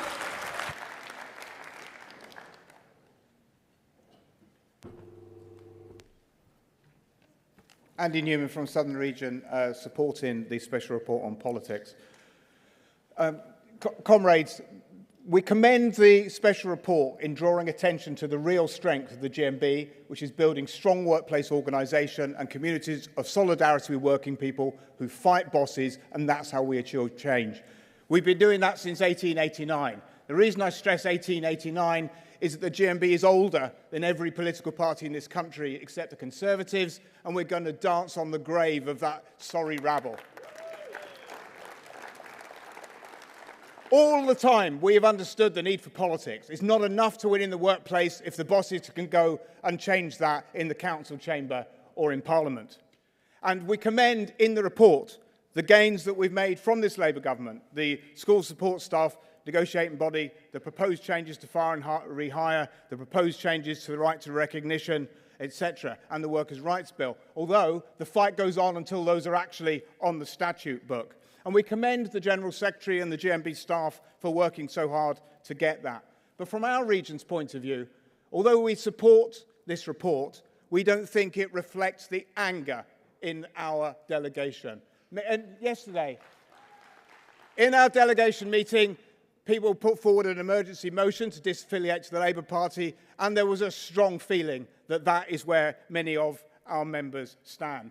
Many of us in rural areas, in coastal towns and in manufacturing towns feel that Labour ministers with their freebies to Taylor Swift concerts are looking at us in contempt and look down on working people. Comrades, that needs to change. The relationship with the working class and the Labour Party is not in a strong health. And also there is, if we're honest, strain between the relationship between the Labour Party and this union. Here in Brighton, where our fantastic Sussex branch is fighting an equal pay claim on behalf of women who've been exploited for years, we've got the grotesque chaos of a Labour council scuttling from newspaper to newspaper, slandering the hard-working men and women that collect the bins and bullying and threatening our GMB officials. Comrades, things are not marvellous in the relationship between the GMB and the Labour Party. Nor can we assume anymore that all our members vote Labour. Back in 1951, the 1951 general election, 96.8% of the population voted for either Conservatives or Labour. But now, Labour in the polls is lower than they were at any year since 1919. And I'll tell you, it's absolutely right, and we commend this in the report, that the report itemises and destroys the lies from reform. They are a danger to the working class. But let's have no illusions here. The branch president in my own branch is a school teaching assistant in Swindon. She was telling me at last year's general election, all of the school support staff in her Catholic school were going to vote reform. I was speaking to the shop stewards in Hills Waste, the bin workers in Wiltshire, good trade unionists fought a hard fight a couple of years ago, really, really robust old school picket lines, brought the employer to its knees and got a decent pay rise. Those shop stewards have told me that many of those loyal GMB members were nearly thinking of ripping their cards up when we said vote Labour in the last general election, because honestly, most of them vote Conservative. And now many of them are thinking of voting for reform. So we do need to be careful. We need to be careful with our messaging. We're right to warn that reform are wrong, but we shouldn't be lecturing our members. Perhaps we should learn from the Teamsters Union in America that polled their own members for the election last year, because although the leadership supported the Democrats, 67% of their members supported Trump, and therefore the union decided to say nothing. I'll finish on this one very brief point, as I've got a red. 1889 to 2025, GMB has not changed our values. We sing unchanged. We cannot say that about the Labour Party. We commend this report.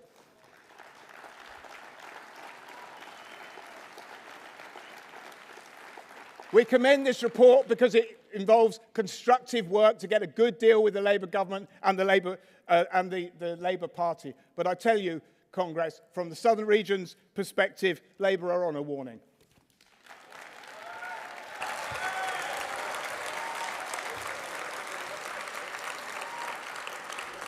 GMB Scotland.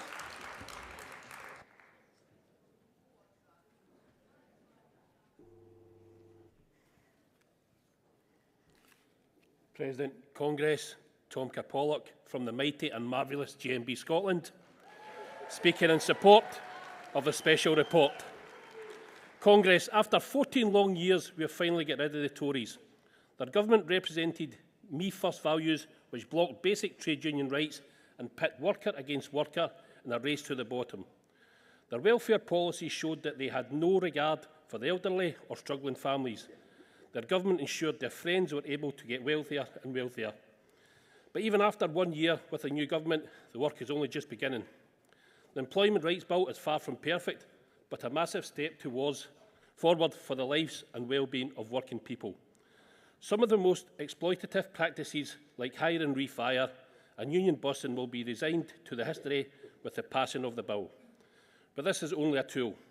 When reps and organisers have proper training to be able to use it, we will be able to take full advantage of properly unionised and organising members. We have an opportunity before us to reverse 14 years of damage to our movement and must seize it. Whilst the Tories are gone, we are now faced with the rise of reform.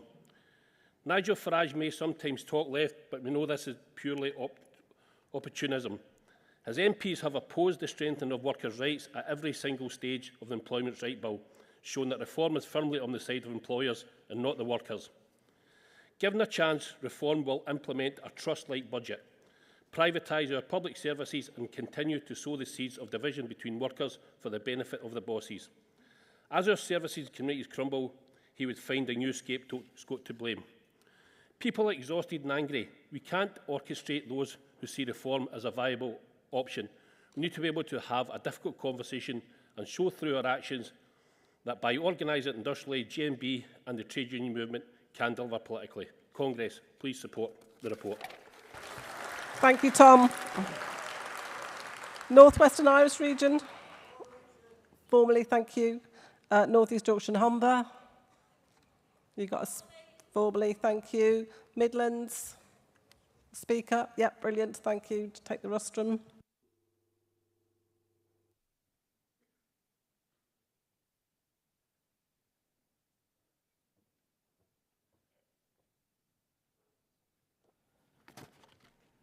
President, Congress, Ashton Green, Midlands Region, Regional Young Workers Lead. First time delegate, first time speaker.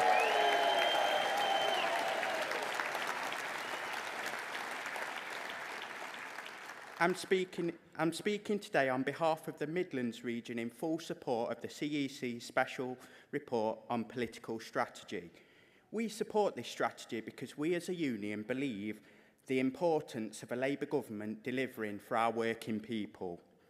This includes backing Labour's fabulous new working deal for working people, a transformative programme that places workers' rights right at the heart of the government.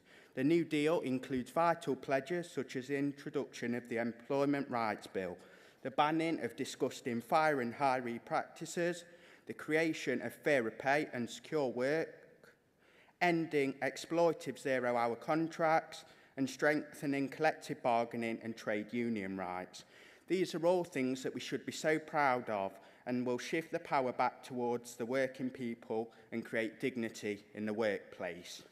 But be under no illusion, despite our support in the current political landscape, it doesn't mean that we silence when we disagree.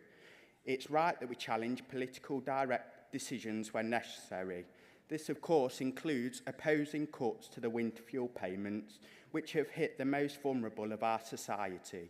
We also need to continue the fight for our WASPy women and also speak out against benefit cuts that are totally wrong and that will push those most in need further into poverty. We must never forget why the Labour Party was created, and that was to be the political voice of working people and the trade union movement that supports them. And as the report rightly says, if we don't do politics, politics will be done to us. This report is a strong reminder that political engagement isn't optional but is essential to defending and advancing our rights. So all Congress, please get behind this strategy and fight for the future of working rights. Thank you.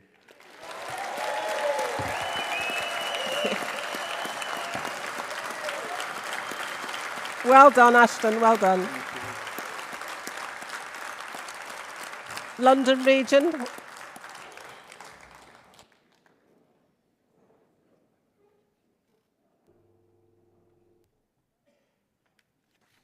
President, Congress, Jamie Walker, London Region, speaking in support of GMB's refreshed political strategy.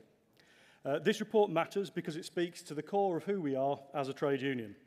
GMB has always known, and we've heard it again and again today and in the report, if we don't do politics, politics will be done to us. That's why this strategy that we have is so important. It updates our political strategy to face today's challenges.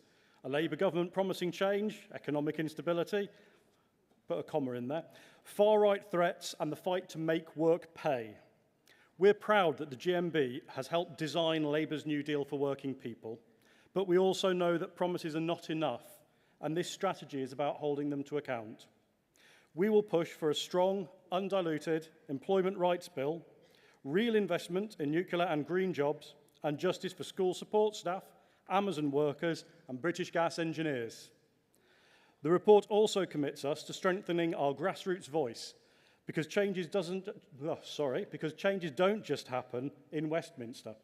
It happens in our branches, in our workplaces, and in our regions. And when others want to tear down our workers' rights, like Reform UK's agenda to slash employment laws and public services, this strategy says clearly, not on our watch. Congress, this is a plan rooted in our history and shaped by our members, and it's ready for the use of the future. Please support this report and let's turn our industrial strength into lasting political power. Thank you. Thank you, Jamie. I can now put that report to the vote. All those in favour of this special report, please show. Thank you. Any against? That's unanimous. Thank you. We now move on to social policy, welfare rights and services. So could I have the mover of motion 283, please, to the rostrum from North Western Irish Region.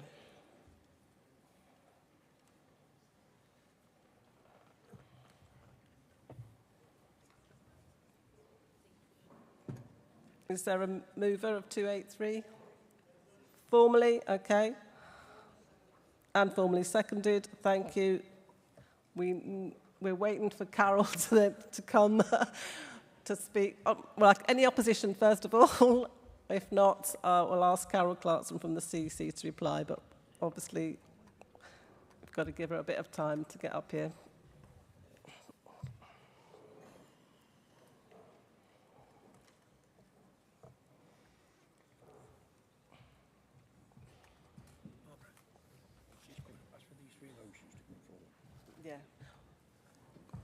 Can I ask for the movers of motion 219, 223 and 225 to come down the front and be ready then for the next session, please?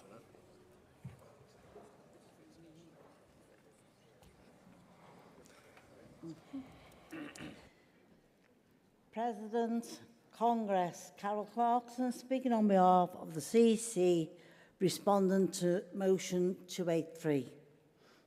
On motion 283, the CEC supports the motion with qualifications. GMB has existing policy on the scourge of poverty from Congress 2021, motion 175, which called for the CEC to work with the TUC and lobby the government and urge the GMB MPs to use their powers to prioritise reducing the impact of austerity. This is reinforced by further policy from Congress 2023, which instructed the CEC to lobby relevant MPs to put a halt on this disgraceful situation where your postcode means lack of funding standards and could leave you in poverty in 2023. Congress, the qualification to the motion is that we are not restricted around a plan for poverty. Given on 17th of July 2024, the Prime Minister announced the creation of a new ministerial child poverty task force. The Child Poverty Task Force's objectives are: 1, support households to increase their income, including considering social security reforms that support people into work and alleviate poverty. 2, helping to bring down essential household costs, build savings and tackle poverty debt. And 3, alleviate the negative experience of living in poverty, including through supporting families with the role of public services. Therefore, Congress, we are asking that motion 283 is supported with the qualifications that I have set out. Thank you. Please, Paul. Thank you, Carol. I'm sorry we're making you work so hard today, the second time up to make a speech. Do you want to, you got somebody to help you down? Yes. I can get down. Does North Western Irish Region agree the qualification? Thank you. All those in favour of motion 283, please show. Thank you. Anyone against? That's carried. So we continue with motions under political. Can I have the mover of motion 219 to the rostrum, please?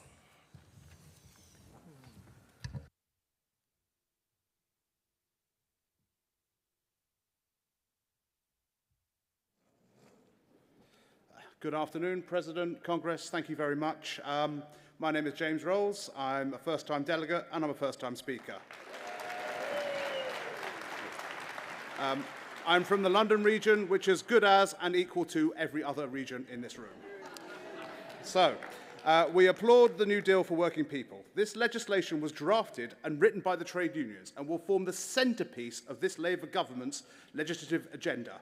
I do not need to remind delegates how transformative this legislation will be and how this will be, hopefully, the biggest legacy that this Labour government will give us. This motion says that the legislation that is passing through our Parliament, as I speak, should not be the end of the New Deal for working people process, but it is the beginning of the process.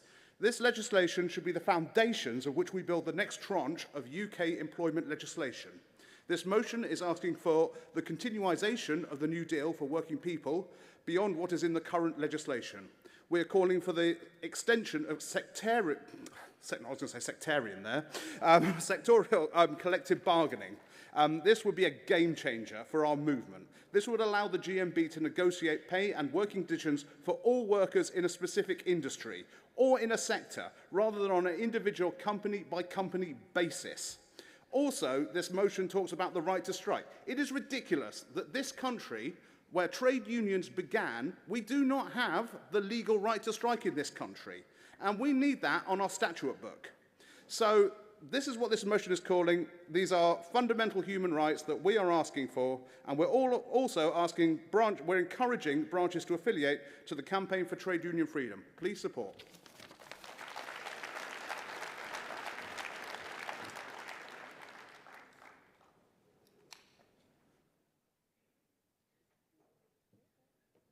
Second it.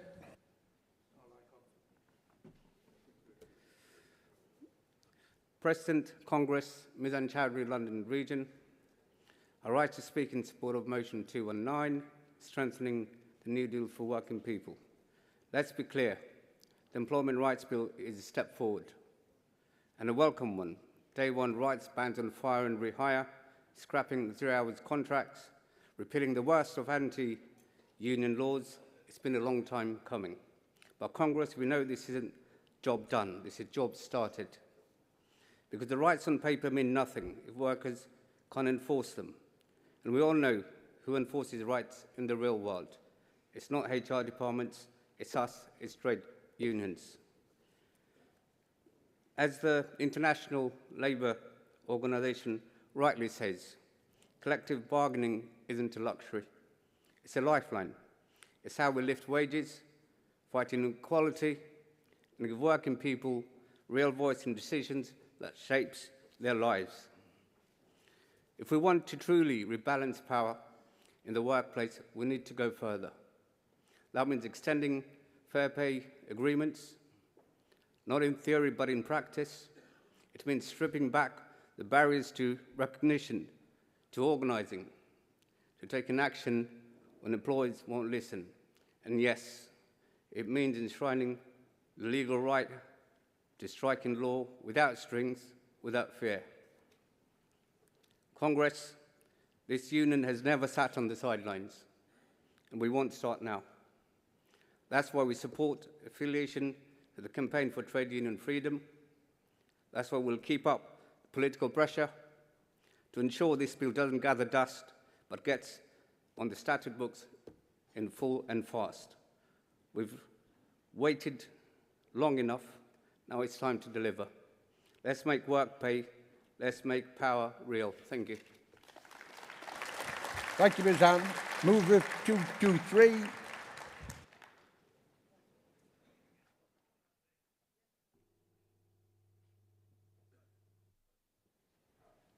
Congress, me again. Andy Newman, Southern Region. Moving motion 223 about the assisted dying bill. Now, it's important to understand that this motion is neutral on the issue of assisted dying.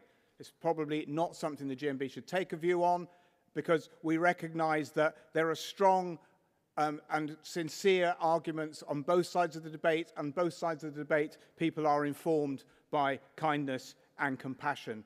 This is entirely about whether the particular bill going through Parliament now has enough safeguards against coercion. Is one thing for people to decide themselves that they wish to have assisted dying. It is entirely another thing if people are coerced or pressured into having their life ended when it may not actually be a free choice. We are asking that the GMB takes the same position as the Royal Society of Physicians and the Royal Society of Psychiatrists, that they are neutral on the principle, but they have concerns about the bill itself. The Royal Society of Psychiatrists has made some very good points. There can be no psychiatrist on the panel because the currently proposed legislation does not amend the Mental Health Act, which means psychiatrists have a statutory duty to oppose suicide. So there would be no psychiatrist. We were promised a judge would be involved in the process. Now, no judge will be involved in the process, and the Royal Society of Physicians points out that there will be nobody involved in the process that is trained to spot the signs of coercion. And we know what we mean. We mean elderly people who are made to feel a burden by their relatives, perhaps because they're disabled, perhaps because they're inconvenienced, perhaps because people are looking for their inheritance early. We know from other countries that the disproportionality, that there will be more elderly people, more people of colour, more disabled made to feel like a burden and pressurised into assisted dying. There is also no real free choice if palliative care and hospices are not available. In this country, palliative care and hospices are a lottery, a postcode lottery, because they're not provided by the NHS, they're largely provided by charities. I took a tragic call from a member of our branch who works for the local hospice in Wiltshire called Dorothy House, who's saying that because of the increased national insurance employers' contribution, Dorothy House was making her and a number of other palliative care workers redundant. In fact, that she wasn't even allowed to tell her clients in the end-of-life condition that she wouldn't be visiting them anymore because they said that might distress them. They were going to find out when she just didn't turn up. Comrades, the CEC is opposing this motion, and I think their arguments come down to the fact it's too controversial, but the GMB can be brave and take controversial points. We've been brave and stood up for abortion rights when that was controversial. We were brave and stood up for trans rights when that was controversial. I'm sure that we can take a controversial position if necessary, but actually I don't think that standing up against coercion and coerced dying is controversial.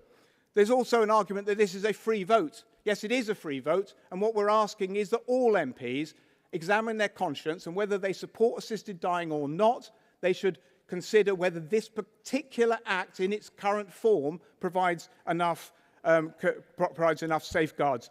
And only this week, 2 Labour MPs, Marcus Campbell-Sawyer and Josh Ferguson Glynn, both of whom strong supporters of assisted dying, have moved into the no camp. They're opposing it because they think the safeguards have been watered down. And in fact, there is a weakness that this is a private member's bill, because out of 100 amendments designed to strengthen the precautions and against coercion, only 2 of the 100 were heard in the last debate before it went to a vote.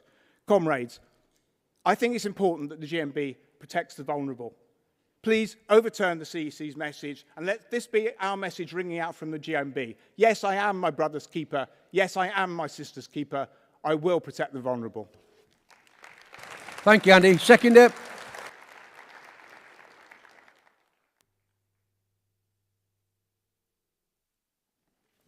Madam President, Congress and comrades, Tracy Allen from the Southern Region, first-time delegate, first-time speaker.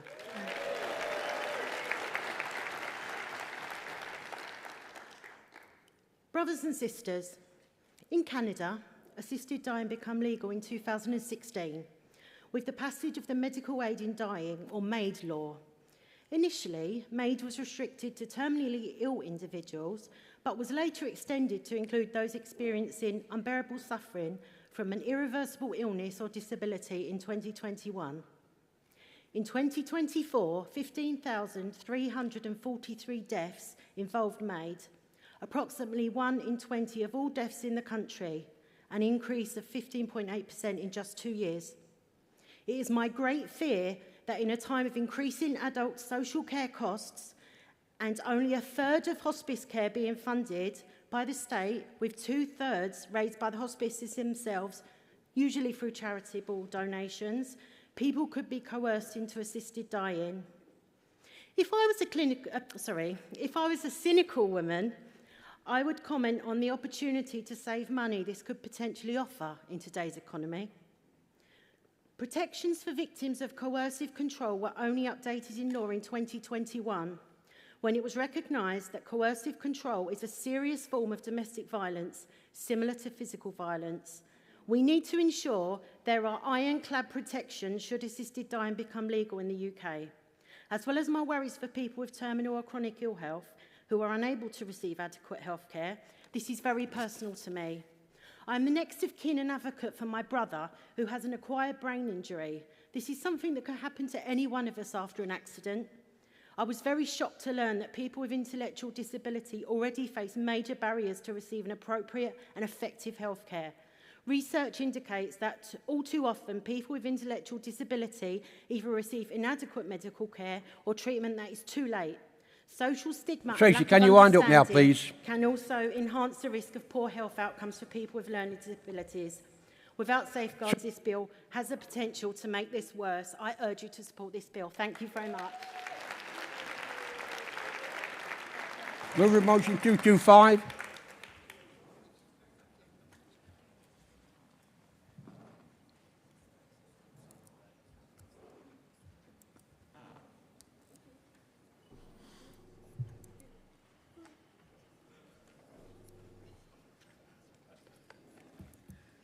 Wow, this is intense. Madam President, Mr. Secretary, Congress, my name is Jacqueline Short. I'm from Wales and South West region, and I move in motion 225. I'm the first time at Congress and a first time speaker.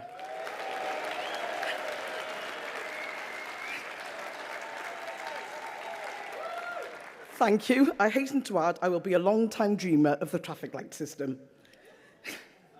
I move this vital motion calling on our union to demand from the UK government what the Welsh government has already shown is possible, a real, robust and accountable anti-racism action plan. Let's be clear. Racism is not just a matter of individual prejudice. It is built into the very systems that shape our lives, in our workplaces, our public services, our schools and our streets. The Welsh Government's anti-racist action plan is a beacon of hope and a model for the rest of the UK.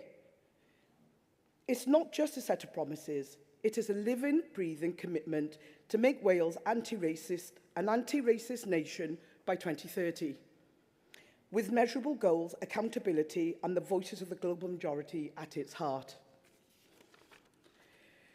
This plan was born out of hard truths and hard work. It listens to the lived experiences and sets out the real actions to dismantle the structures that perpetuate inequality. It's about representation, about ensuring our services are fair, and about making sure every person, no matter their background, can live, work, and thrive without fear of discrimination. But while Wales moves forward, the UK government lags behind. The Sewell report, published under Boris Johnson's government, was condemned by countless organisations for failing to grasp the depth and reality of racism in Britain. It did not deliver the action our communities needed. We cannot accept complacency or denial. We must demand more. This is just not a Welsh issue. It is a UK issue. It is a GMB issue. Our members come from every background and every walk of life. Racism everywhere, racism anywhere is a threat to justice everywhere. We have seen the pain and anger that erupts when people feel unheard and unprotected. The riots of 2024 were a stark reminder that we cannot wait for tragedy before we act. So today I ask Congress, let's stand together. Let's campaign for a UK-wide action plan that matches the ambition and urgency of Wales. Let's demand accountability, transparency and real change. Let's make sure our union is on the right side of history, standing up for equality, for justice and for every one of our members. Congress, I move. Thank you, Jacqueline. Seconder.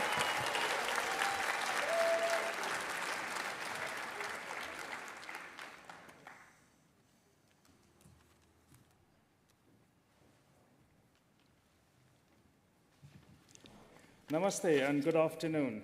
President Congress Sunil Pandey, Wales and South West Region, seconding motion 225.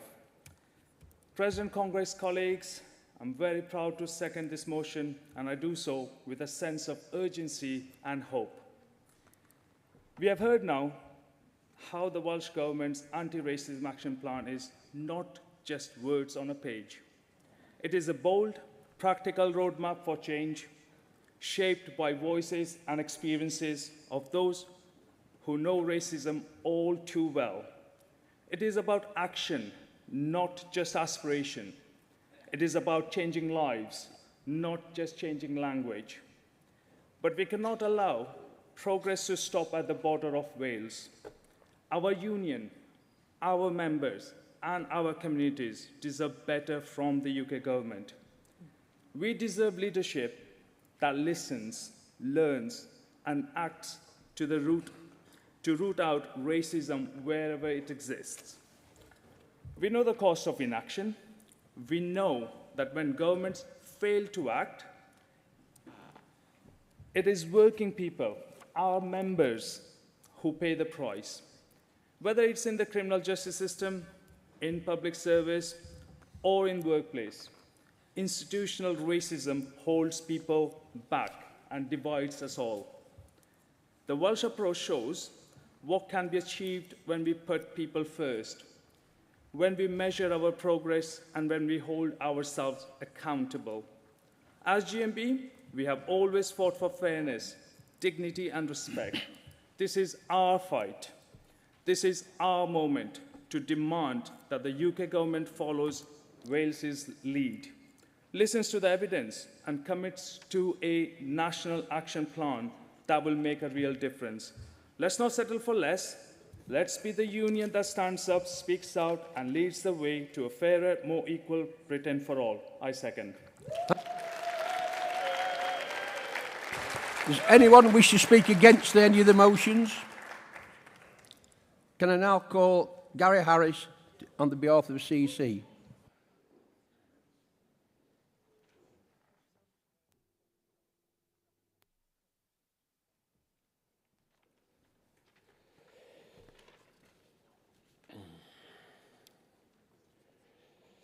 President, Congress, Gary Harris, responding on behalf of the CEC. Hang on, Gary, a minute. Sorry. Come on up then. You're a bit late, but come on. Thank you.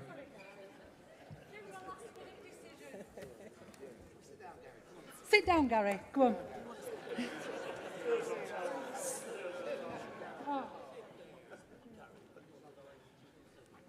Sorry, guys, it was a last-minute decision to speak against the 223 after listening to what was said.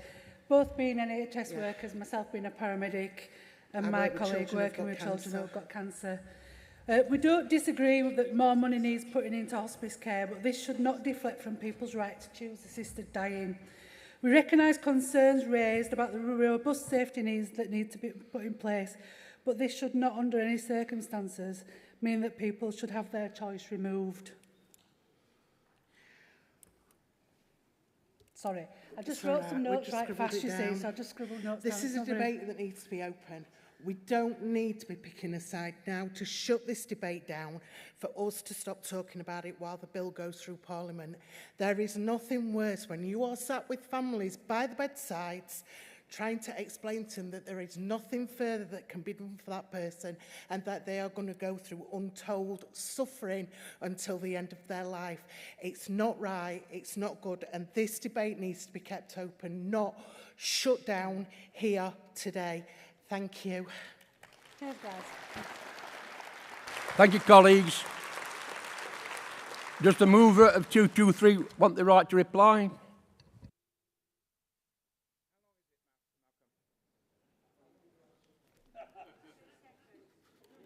Two minutes.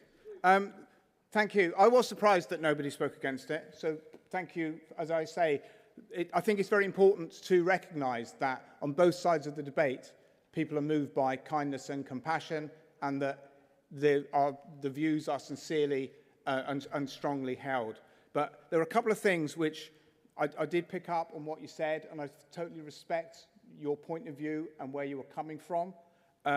But one of the things you said, under no circumstances must their choice be removed. Well, one of the areas where I think there is concern, and where perhaps choice does need to not be removed is wrong, is that if the system doesn't allow you to tell whether the choice is a genuine choice or whether someone has been coerced, then I think that the legislation, and because I don't want to address the principle of whether this is right or wrong, I want to address the fact that the current legislation, people like the Royal College of Physicians and the Royal College of Psychiatrists and the Civil Liberties Group, Liberty, are all saying that as it is currently set up, there are insufficient safeguards to protect people from being coerced into assisted dying when it is not their own choice. And that is a circumstance. If the legislation isn't strong enough to distinguish between the two, then I do think that it's back to the drawing board, and people can't have a choice for assisted dying if by opening the door to it, it also means that someone else can have this door open to what is effectively assisted murder. And nor you say, we don't want the debate to be shut down. Well, no one is shutting down the debate. All we're asking is that MPs consider the issue in their free votes, because it will be decided in Parliament, not here, that we want them to consider the issue of whether they are satisfied that the safeguards in the current legislation are enough. If they are satisfied, and it's their choice, then vote for it if they believe in it. If they are not satisfied, then vote against it. Let us protect the vulnerable. There be no coercion. Let there be no doubt. Thank you, Andy. I'll now call Gary Harris.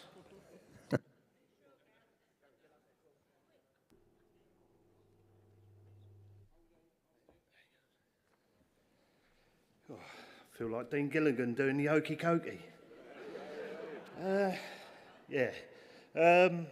President, Congress, Gary Harris responding on behalf of the CEC to motions 219 and 223. The CEC is supporting motion 219 with a qualification. GMB has and continues to place a significant amount of focus and pressure on ensuring that Labour delivers what was agreed in its manifesto regarding the Employment Rights Bill and Make Work Pay.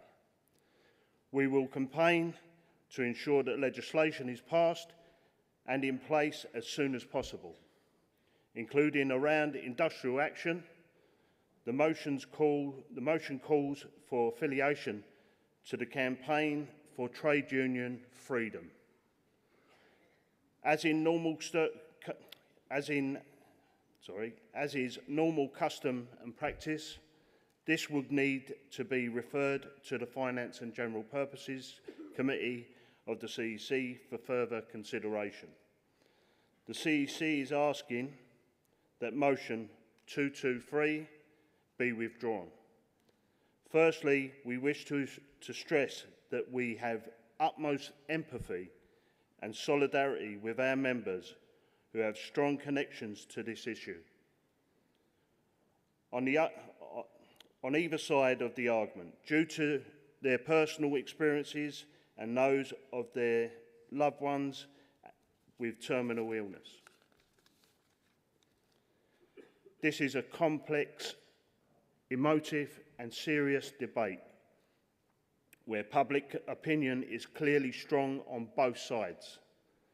Therefore, the CEC does not feel that it would be fair to make Congress delegates responsible for taking a GMB position on what circumstances an individual person should be able to end their own life. This motion seeks to place that responsibility on delegates by calling for GMB to support amendments to the terminally ill adults end-of-life bill. However, the motion does not specify what amendments GMB should be asking our MPs to make in order to address the concerns that it raises. This is the issue, Congress. The motion rightly refers our union's ability to have constructive debate and to seek unity, not division. However, the CEC is concerned as to whether this motion, as it is worded, allows GMB to take a constructive position on this most individual matter of choice. Neither do we feel that its cause would achieve unity amongst our wider membership on this issue. Congress, we will have many GMB members relying on their union at work, outside of this hall today, who will strongly disagree with each other on whether individuals should be able to end their own life, What they will be united by, though, is their view that it is not the purpose of their union to take a view on their behalf. Where GMB can help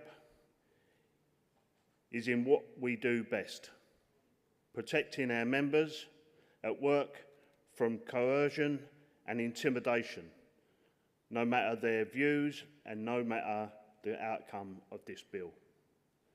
This is our existing policy, agreed by you, our Congress, in 2015, where Motion 294 explicitly recognised that the question of assisted dying will be decided upon the government of the day. That Congress agreed that care workers should be protected by our union, this union, from any intimidation or coercion they may experience at work, no matter their views.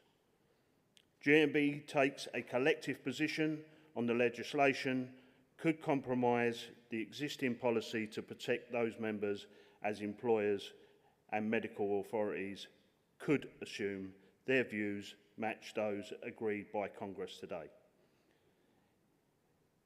In a hall where those members are not present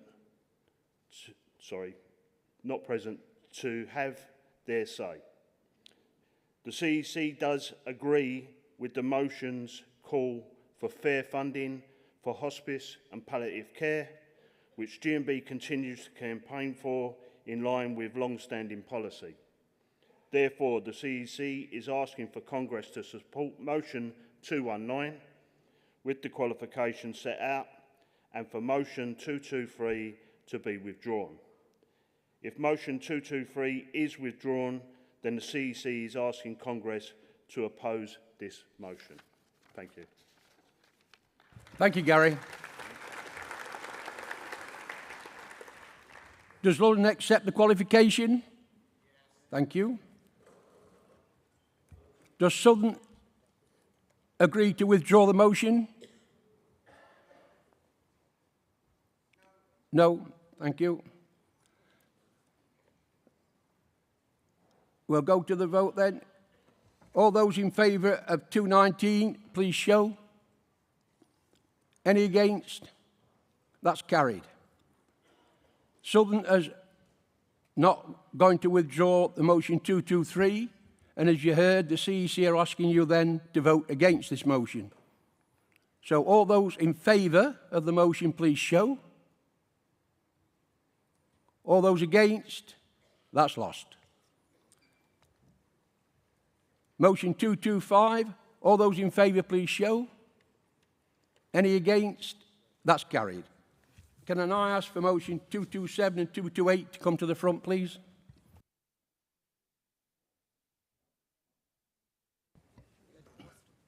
The mover of 227.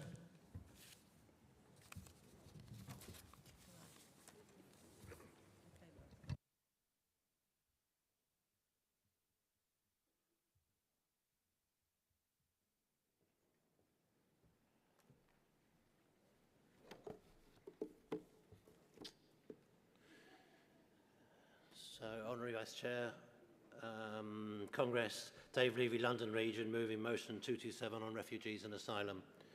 This motion refers to the Labour government's decision on the 9th of December to suspend processing of Syrian asylum seekers' claims in response to the fall of the Assad regime.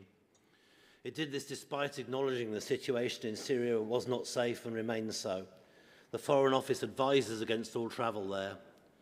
The Foreign Secretary stated, Assad's demise brings no guarantee of peace. This is a moment of danger as well as opportunity. The decision was immediately opposed by Asylum Matters and over 200 other organisations who wrote to the Home Secretary, the Labour Home Secretary, urging her to reverse the suspension. The decision means that many asylum applicants have already been trapped in limbo for years due to the backlog engineered by the last Tory government. This suspension extends their pain. Many are banned from working, forced to subsist on £8.86 a week, and warehoused in barracks and hotels. This motion establishes as policy that we welcome the end of Assad's brutal dictatorship. Our solidarity is with those people in Syria who are working to win a future of peace, freedom, equality, secularism and democracy. That the suspension of asylum processing is humane, contradicts the government's own assessment of the situation in Syria and sets a dangerous precedent of blanket treatment of entire nationalities. We must state that we consider it a cowardly, we, Congress, we need to state that we consider it a cowardly concession to racist, anti-refugee agitators. Excuse me a second. It will only further fuel and empower the bigoted far right. A Labour government should stand for humanity and solidarity. We call on the CEC to call on the Labour government to immediately end the suspension and commit to no forced or coercive removals of Syrians in the UK. Congress, please pass this motion. Thank you, Dave. Seconder.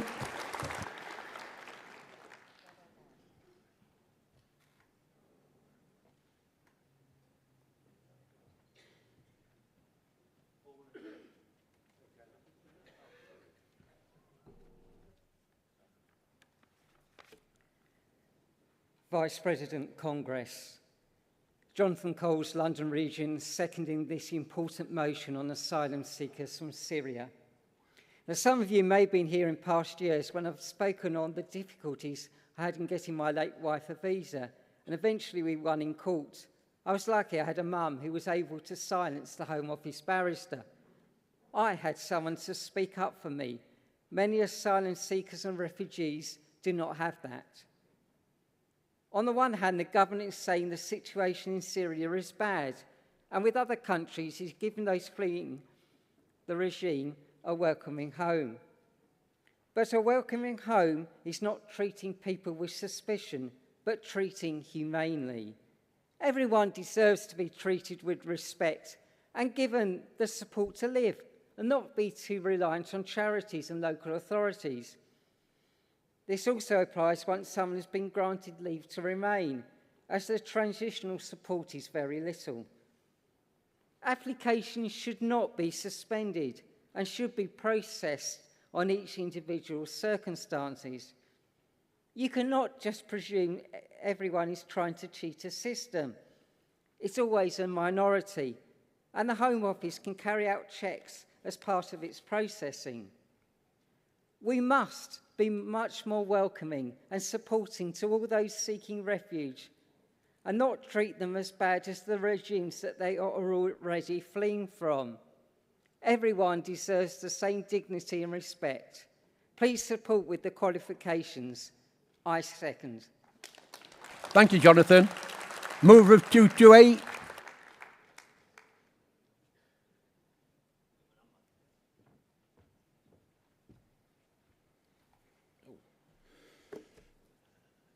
Vice Chair, delegates, Congress.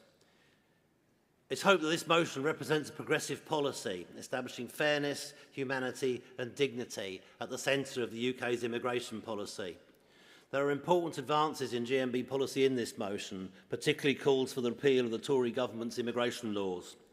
The problem we face on using equality as a test for fairness is that laws do not permit it.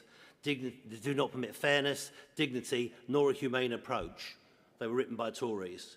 The Tory racist immigration policies, the immigration policies, much written by Tories but also contributed by Labour governments, have contributed to discrimination against all migrants and their children. The GMB needs to oppose the institutional racism of both the State and the Home Office, whose boastful publication of their legislative proposals and deportation activities must be deplored. The noting of Labour's backtracking on the hostile environment and the persistence of the NHS charge and the call for safe and legal routes for asylum seekers are important policy goals and important improvements in the case of legal routes for GMB policy. I'm shocked but not surprised, if that makes sense, that again we talk about fighting reform without talking about their racism. And permit a Labour government front bench to copy their rhetoric and many of their policies on immigration policies.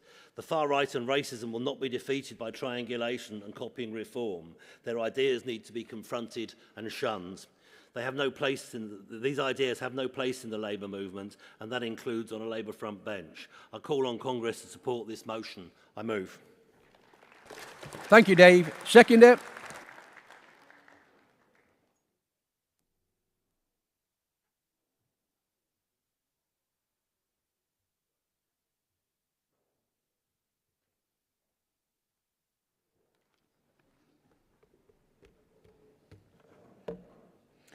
Vice President, Congress, Stella Ikanik, London Region. I'm here to second this vital motion for a fair and humane migration policy with the CEC's qualification. Congress, let's be clear. The hostile environment hasn't just failed. It has devastated lives. The Illegal Migration Act, the Nationality and Border Act, and the Health Surcharge have criminalized vulnerability, punished the innocent, and made it harder for migrants to live with dignity. GMB has long stood for justice, equality, and human rights. This motion continues that tradition, demanding safe and legal routes, the right to work, the right to reunite with family, and an end to policies that keep people in limbo and fear. I fully support this motion, but I also accept the CEC's important qualification. We must ensure the call to end immigration raids, detentions, and deportation, specifically to those who seek safety, not harm. This is about building a migration system rooted in fairness, not fear. A system that protects the vulnerable while maintaining public confidence. Congress, let's send a clear message. GMB believes in humanity over hostility, in dignity over detention, and in solidarity over scapegoating. Congress, I second this motion. Thank you. Thank you, Stella. Does anyone wish to oppose the motions? No. The London accept the qualification on 227? Oh, sorry, Donna, I'm going again. I'm trying to get finished for Wednesday.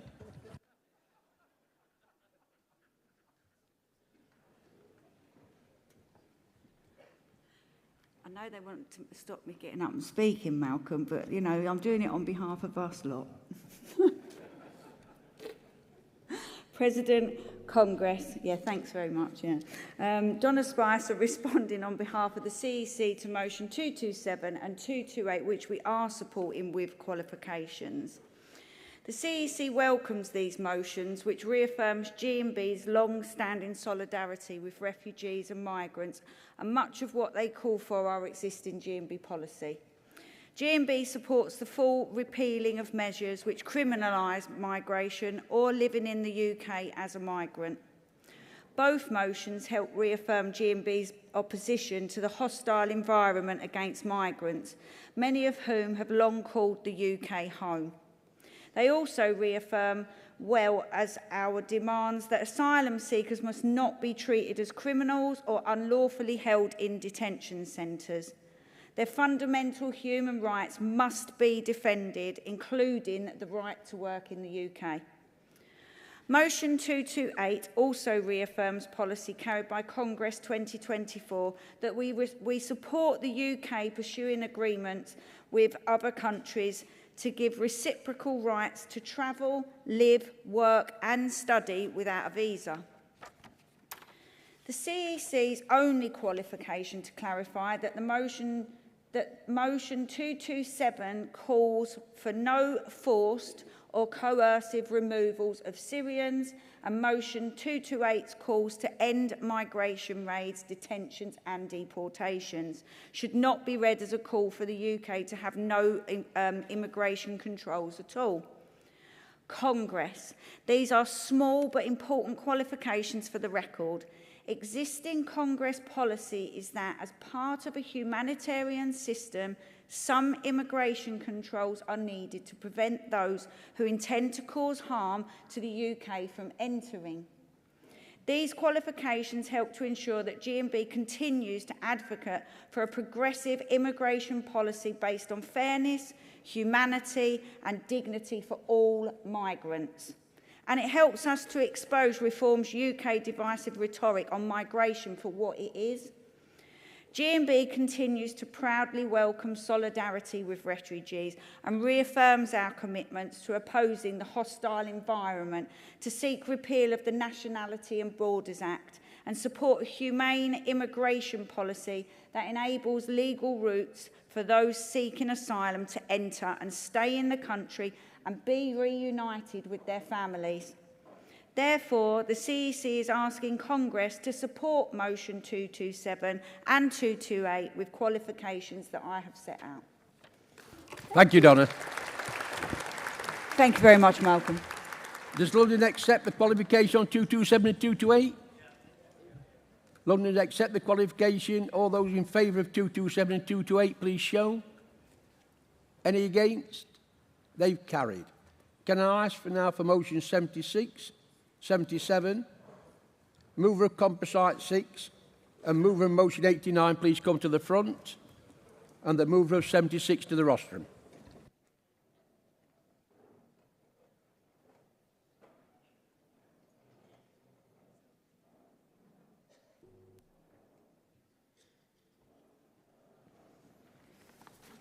Good afternoon, conference. Rachel Bergin, London Region, X58 branch, first time delegate, first time speaker.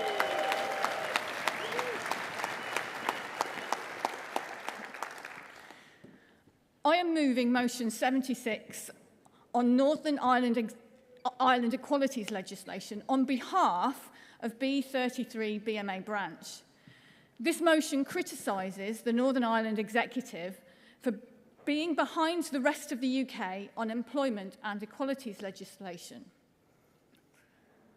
I speak today as a proud member of the Glenn family of Derry Londonderry, a family that produced peace campaigner George Glenn and the equalities campaigner Stephen Glenn. But I also stand as a London delegate with an English accent, and in that context I speak with humility. My political journey was profoundly impacted by my childhood visits to Northern Ireland. I learnt from an incredibly early age the power of politics to change people's lives, for both good and ill. But I also know how incredibly important it is for people to be able to look to the future with optimism. In this spirit, I wholeheartedly support the decision to refer this to our colleagues in the North West and Irish region. That said, there are some issues I would like to draw to the attention of Congress. One thing I did appreciate growing up is that the legacy of the Troubles has shaped the political settlement that sometimes still prioritises constitutional questions and tribalism over economic, social or legislative progress. And when politicians refuse to work together and Stormont doesn't meet, it causes serious delays to the legislative programme. A good example of this is the Northern Ireland Executive Strategy on Racism, which ran from 2015 to 2025 with the aim of eradicating racism and hate crime in the province. This strategy concluded with a review which stated that progress had been undermined by a lack of budget and action plan. This lack of progress was attributed to the absence of a power-sharing government at Stormont, which had created a governance and political vacuum for racial equality to be supported during that period. So the next time you see a Northern Irish politician grandstanding in front of the cameras about refusing to work in a power-sharing executive at Stormont, just remember, whilst they're doing that, they aren't passing equalities legislation. The second issue relates to the Good Friday Agreement, which sometimes itself gets used to prevent progress on equalities. such as when the DUP used the petition of concern to block progress on LGBT equality, using a provision that was intended to ensure cross-community consensus to enforce conservative evangelical doctrine on Northern Irish citizens who don't necessarily subscribe to it. I want to reiterate my wholehearted support for the CEC's decision to enable our Northern Irish colleagues to lead on this work. As we often say in so very many contexts, nothing about us without us. Thank you. Thank you, Rachel. Seconder.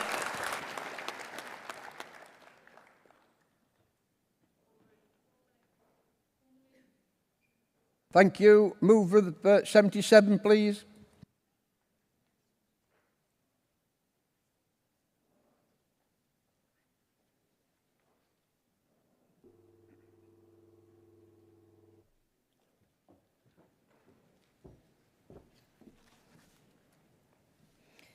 Good afternoon, President. Congress. Melinda Palesi, Sheffield Local Authority Branch, and a part of the great big North East Yorkshire Humberside. This is my first time and my first speech. And I'm not going to lie, it's not going to be my last one either. I want to start off by saying I've had a few of my colleagues ask me if I'm nervous. I'm looking at them and I'm saying no, not the confidence, but for what I believe in, I'm not going to be nervous. The reason I'm not nervous is because I believe in the things that I'm standing here for, the motion that I want everyone to support. It's not about justice, it's not about fairness, and it's not just about dignity. It's about all of them and equality and equal pay. Therefore, I stand here for equal pay. I am, first of all, proud GMB member, and I'm proud to stand here today as a GMB convener.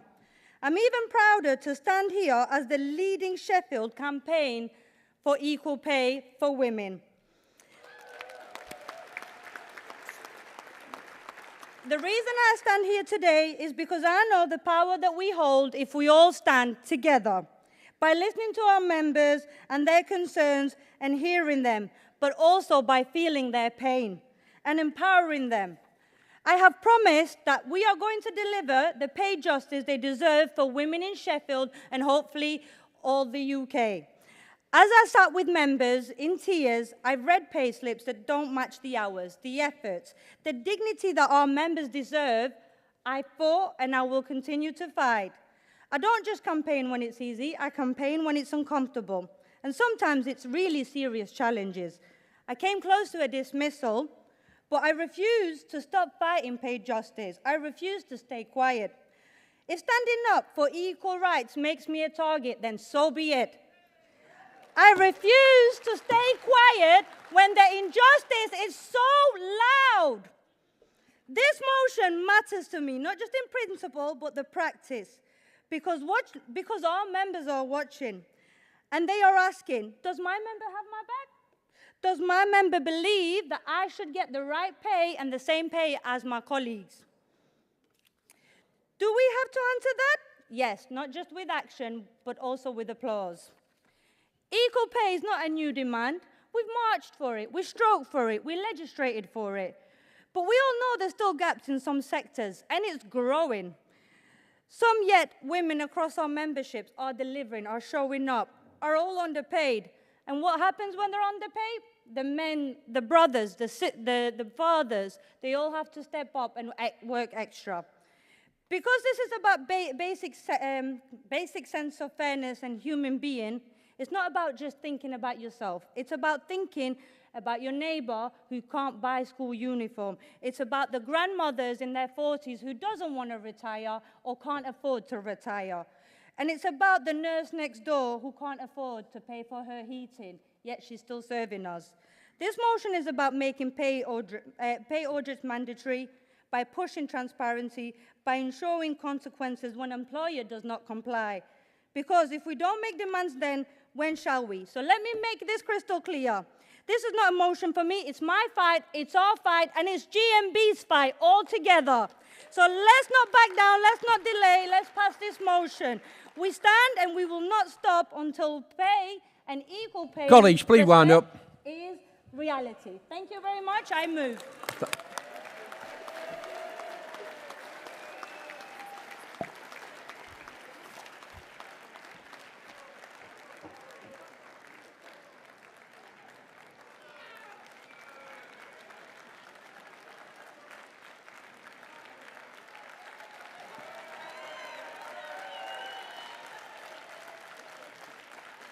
Seconder, motion 77.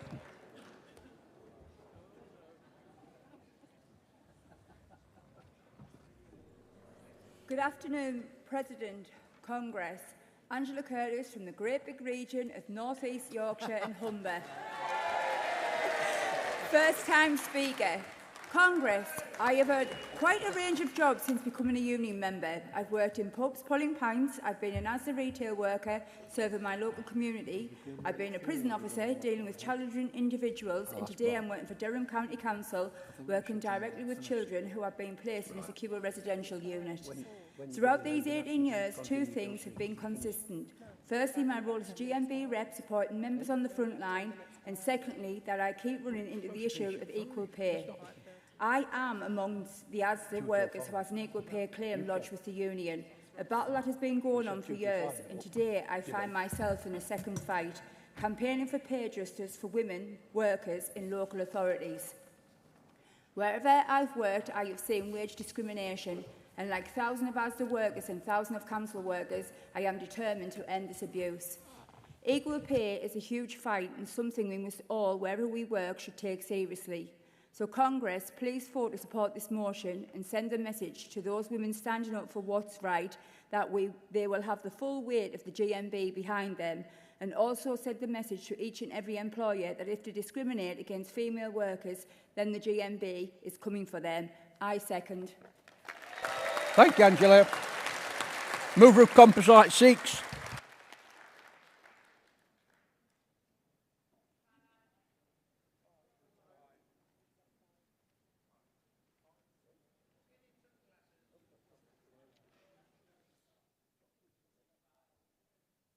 Composite 5. It's got 6 here.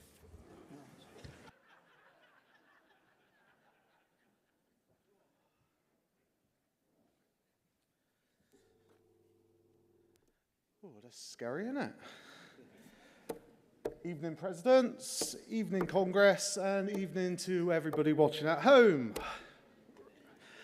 Gareth Lippiott, Wales and the South West region, first time delegate, first time speaker. Thank you. Colleagues, we are not only trade unionists, but we are defenders of dignity, equality, and decency in the workplace. And it is in that spirit that I move this composite, in support of this motion. A call for action to protect and uplift those undergoing one of the most emotional and physically demanding journeys a person can take, the journey through fertility treatment. In the UK today, statutory rights for workers are still too few, and one of the rights that is absent is the right for time off for those undergoing IVF treatment. Congress, that is not only a failing of the law, but a failing of compassion.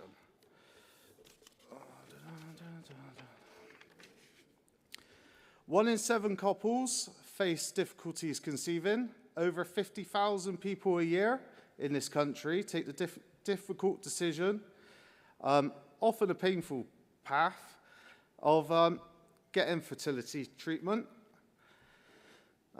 They do this with courage and hope, but without the backing of proper workplace protections. Too many must do this in silence, fearing stigma or discrimination. Too many must choose between their job and their hope for a family. I can speak personally on this. Hope my wife doesn't kill me for this. But we went through fertility treatment for our twins, what we got.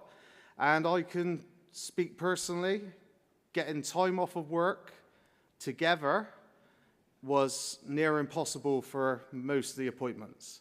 And a lot of these appointments, if you miss them, you've got to rebook months down the road. So it can take quite the effect on you guys. I'll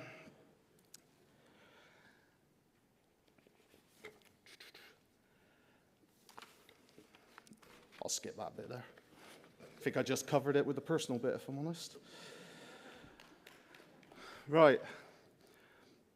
As always, the burden falls hardest on women, especially those in low-income houses and single women that cannot stand on their own.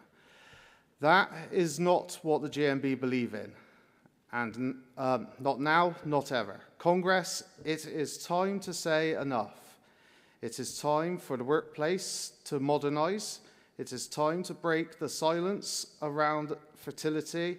It is time to extend the hand of solidarity to those struggling with infertility and treatment.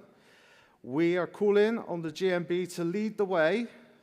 The composite has a number of tasks to develop a model fertility right policy, to campaign for legal protections, leave for IVF appointments, anti-discrimination safeguards, and reasonable adjustments, to work alongside allies and campaigning groups, to lobby the Labour government, to introduce compassionate legislation,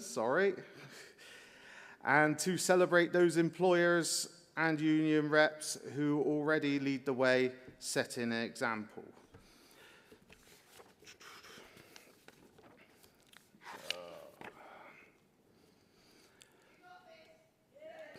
I appreciate that.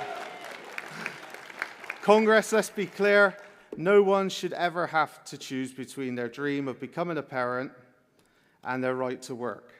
And it does feel like that a lot of the time. No one should face grief or hope alone in silence, and no one should be made to feel that the pursuit of a family is incompatible with their place of work. Let's make history, let's make workplaces compassionate, let's make fertility rights a part of the proud legacy of the GMB. Please support I Move. Thank you very much. Thank you, Gareth. Seconder, Composite 5, Southern.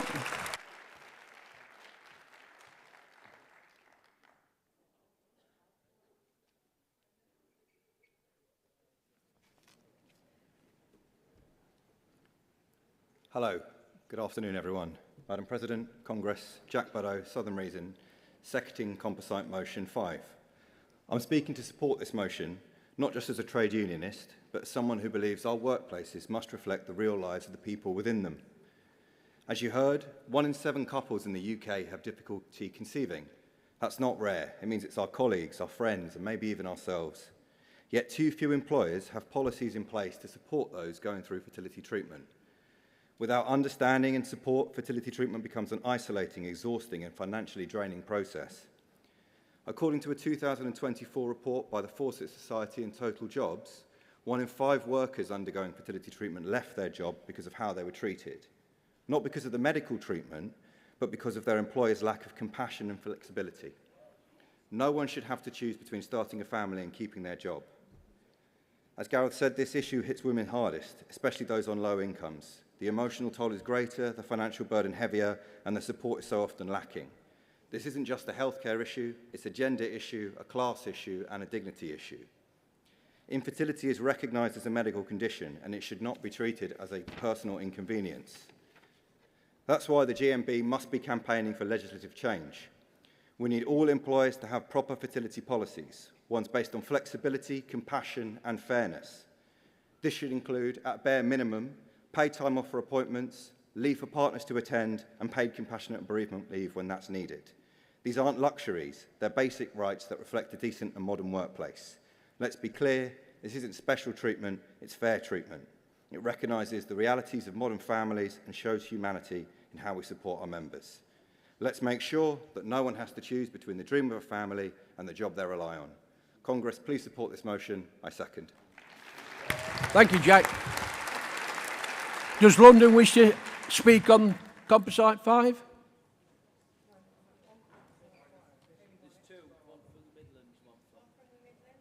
London wish to speak?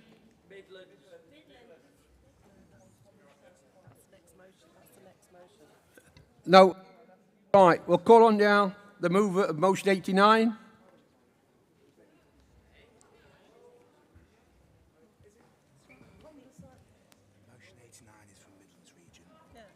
It's here. London don't want to speak. 89. Yeah, which is Midlands. Yeah. The mover of motion 89, please.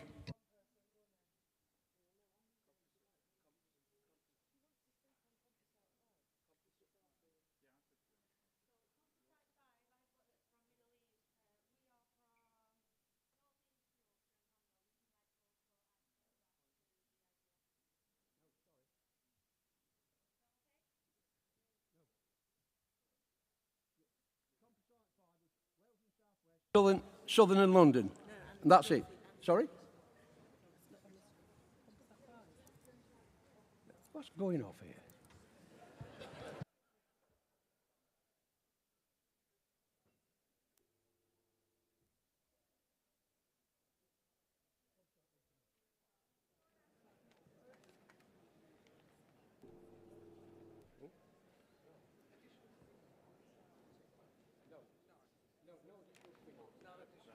So am I off.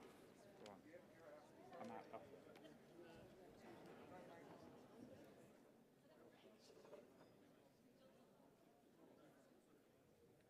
Could I have the mover of 89, please?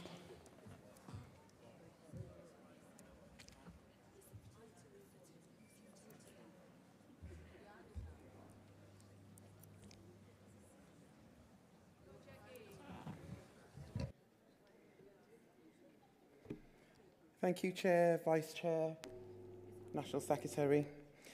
Congress, Jacqueline Burnett-Pitts, and I'm from the best region ever, Midlands region.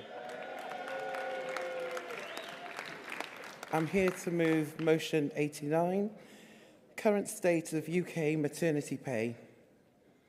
This Congress calls on GMB to support female workers who have created life by campaigning and using political influence to increase statutory maternity pay.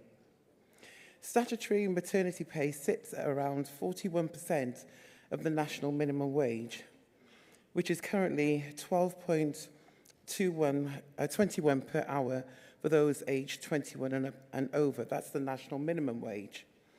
The statutory maternity pay is sat at £4.99 per hour. This is an insult to female workers.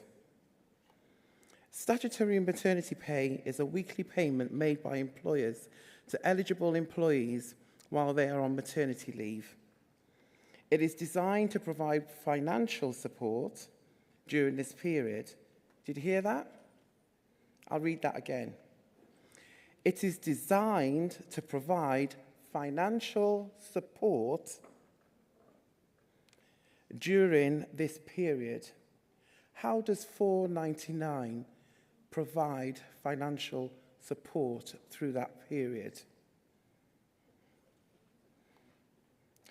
And then what they do, they look at the average earnings and then they look at which is lower and pay that for the next 33 weeks.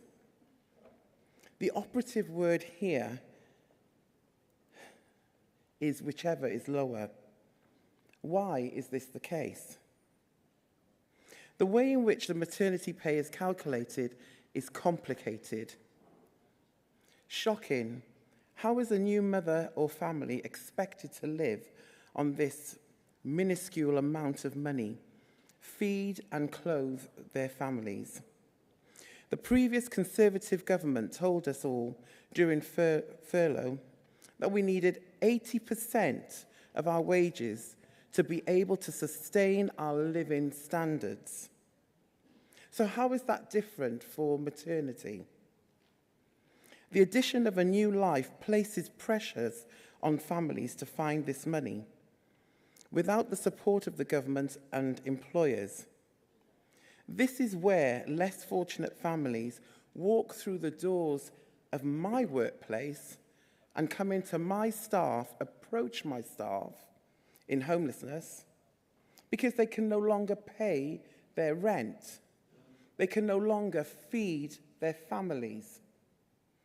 And then my members of staff have to sit there and say, well, you know, look through and see how much housing benefit they can receive.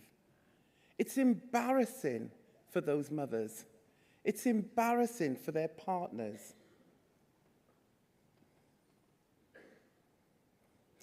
We feel that maternity leave should be paid at the national minimum wage as a very, very minimum.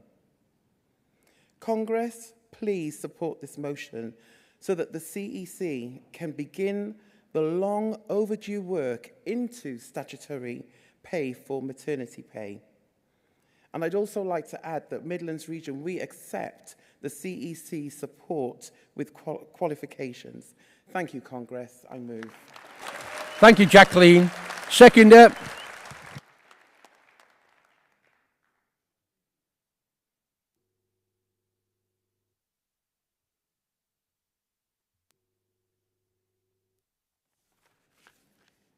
President, Congress, Helen Soames, Midland Region, speaking in support of Motion 89 on the current state of UK maternity pay. The current level of maternity pay in the UK leaves mothers and their families disproportionately disadvantaged. Maternity pay falls well below the national minimum wage in real terms, placing families that are already struggling further at risk of poverty. Please support our motion to ensure fair pay for maternity leave. Congress, I second. Thank you, Helen. Colleagues, I've just been informed that North East and Yorkshire are allowed to speak in Composite 5, so they come up.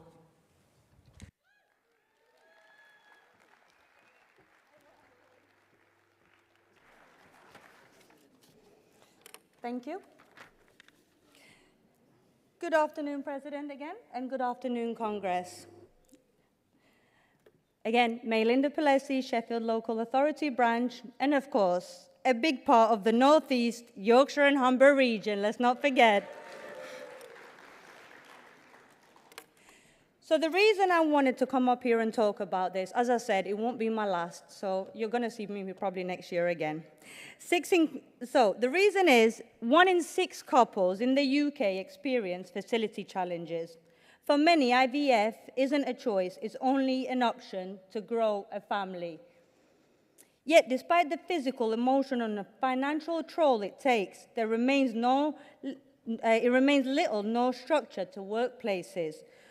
Workers are forced to navigate intensive treatments, scheduled hormone therapies, side effects, and emotional distress whilst all pretending that nothing is happening. This is not just injustice, it's inhumane. Unlike any other medical treatment, there are undergoing IVFs that are often made to use annual leave, unpaid time off, or sick leave, sometimes even facing stigma, judgments, or discrimination in a workplace. Let's not forget the emotional trauma that everybody goes through, even when staff that are going through it and colleagues that are experiencing and seeing this within the work colleagues. The IVF process is unpredictable. Cycle can fail, pregnancies can last, which leads to bereavement. This is heartbreaking, shame, and isolation, and it's even made worse when workplace offers no structures, no understanding, and no support. This is why it's urgent. We need a robust workplace policy on infertility and IVF. It's not just good practice, it's fostering loyalty and builds good culture. And most important, it tells workers, we see you, we value you, and you're not alone. So today I hope that we can pass this motion, and together we can take care of our own. Thank you so much. Thank you, colleague. Does anyone wish to speak against any of the motions? No? Can I now call then on Linda Carr-Pollock for the CEC qualifications?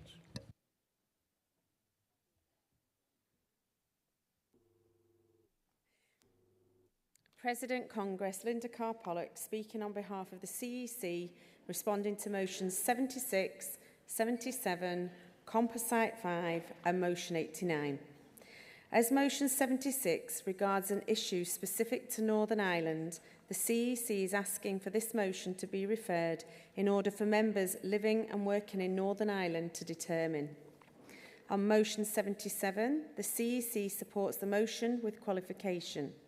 The CEC welcomes that this motion goes further than existing policy on protecting local government funding to highlight the link between equal pay and the local government funding crisis. The qualification is that we have an existing national equal pay campaign which we encourage all local campaigns to get involved in via their regional women's campaign unit or equivalent.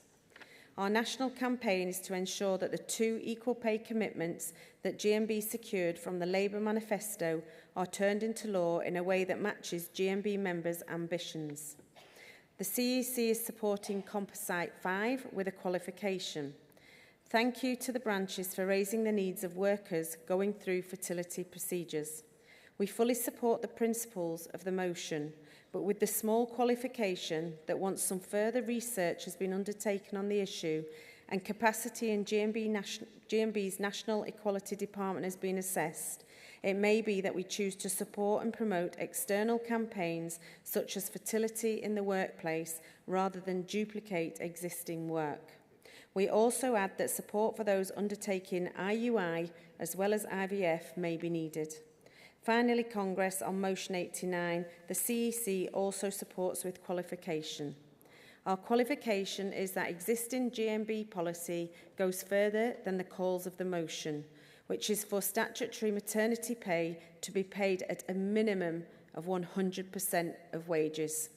Therefore, the CEC is asking for London Region to agree to refer motion 76 for Congress to support motion 77, Composite 5 and motion 89 with the qualifications that I have set out. Thank you. Thank you, Linda. Does London accept reference back on 76? Thank you. Does North East and Yorkshire agree the qualification on motion 77? Thank you. Do all the regions on Composite 5 agree the qualification? Thank you. And does Midland did agree on a speech of the qualification on motion 89.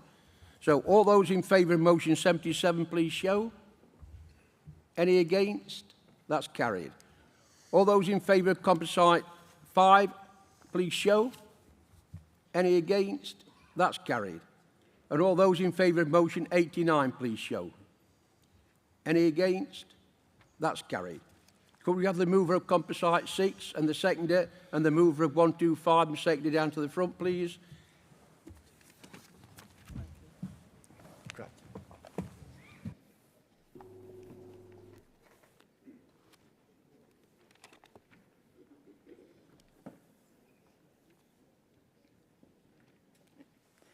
Mary Bell from the great big beautiful North East Yorkshire and Humber region. Good afternoon, President, comrades, friends and fellow colleagues.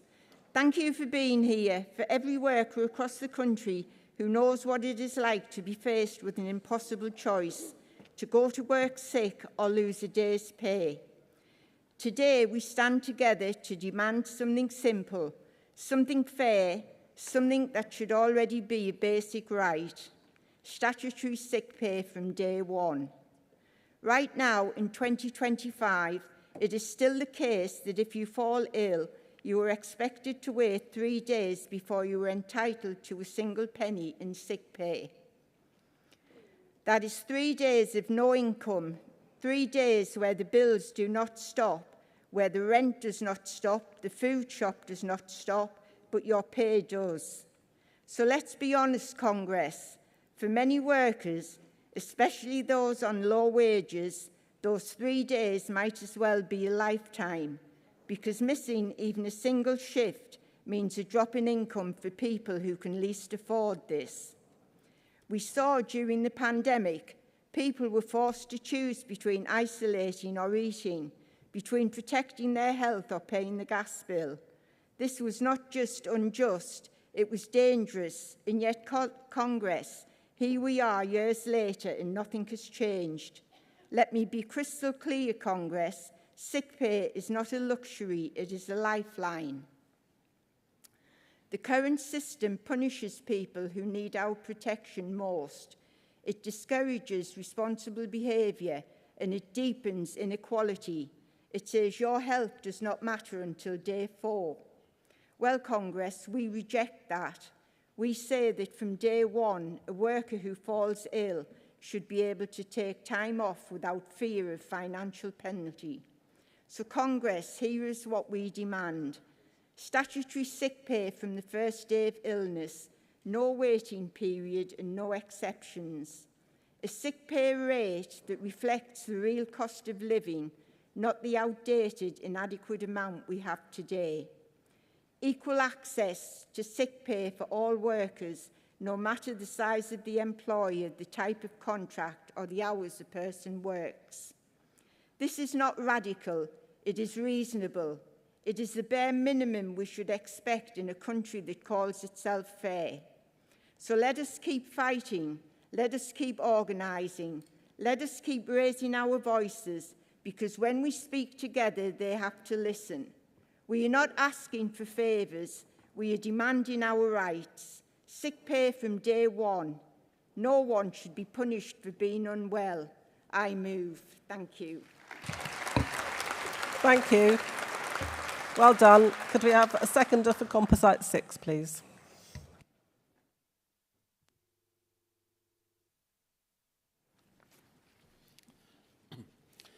President, Congress, Adrian Storr, London Region, seconding Composite 6 on national sick pay. We are moving in big circles, what with the inflation rises, rise in food prices, tax rises, and pretty much every bill and purchase we have encountered rising over the past 15 years. Statutory sick pay was £96 a week, which is now, from the 6th of April, risen to 118.75 per week. Congress, how many of you can sit back and live on today's world, today's reality? You have to wait 3 days before you can start claiming. 3 days. Congress. You still have that bill to pay, you still must eat, and you still have your family and children to look after. Bills have risen. Energy bills are now at the level beyond belief. With food bills filling up trolleys full of deals is no longer possible. Congress, we are seeing people being pushed further into debt. Shoplifting is on the rise. And all for what? A loaf of bread? And a loaf of bread that's needed for the kids' school lunch. We pay our taxes to help run this country. Without us, there is no sustainability, no stability, and most of all, no country. Congress, I ask for a review on statutory sick pay, which needs to be levelled up with regards of today's reality. Minimum wage is set for a reason, and even that's not a touch on today's cost of living. So if you are sick, off sick, how can you be expected to live on statutory sick pay? Those who cheat the system will face those consequences for their choices. Those who need it will be back to work and given back by paying into the system. Congress, these needs to be a fairer way to support people off sick. Adrian, can you second? Congress, a review is needed. If minimum wage goes up in line with the cost of living, then this should the statutory sick pay. Living wage is rising because of the need to pay the bills. Adrian, you do need to wind up, please. Okay. I'll just finish up on saying, imagine being signed off work, waiting an operation to an illness and living on £118 a week. Just let that sink in again and again. Can you survive on that money? You can once you pay into the system, you deserve to receive the benefit in your darkest moments in life. Congress, will you second? I support. Thank you. Finally. Thank you. It's just we are going to be running a bit late, so people do have to keep to time now. I'm sorry. Okay, have we got mover of motion 125? North East Junction, Humber.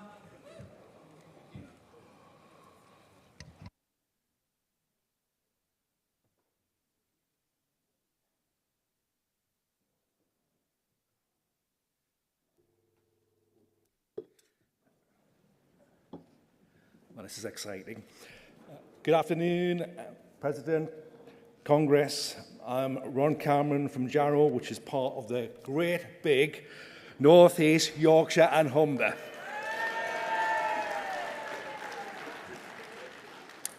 Well, I'm a first-time delegate, and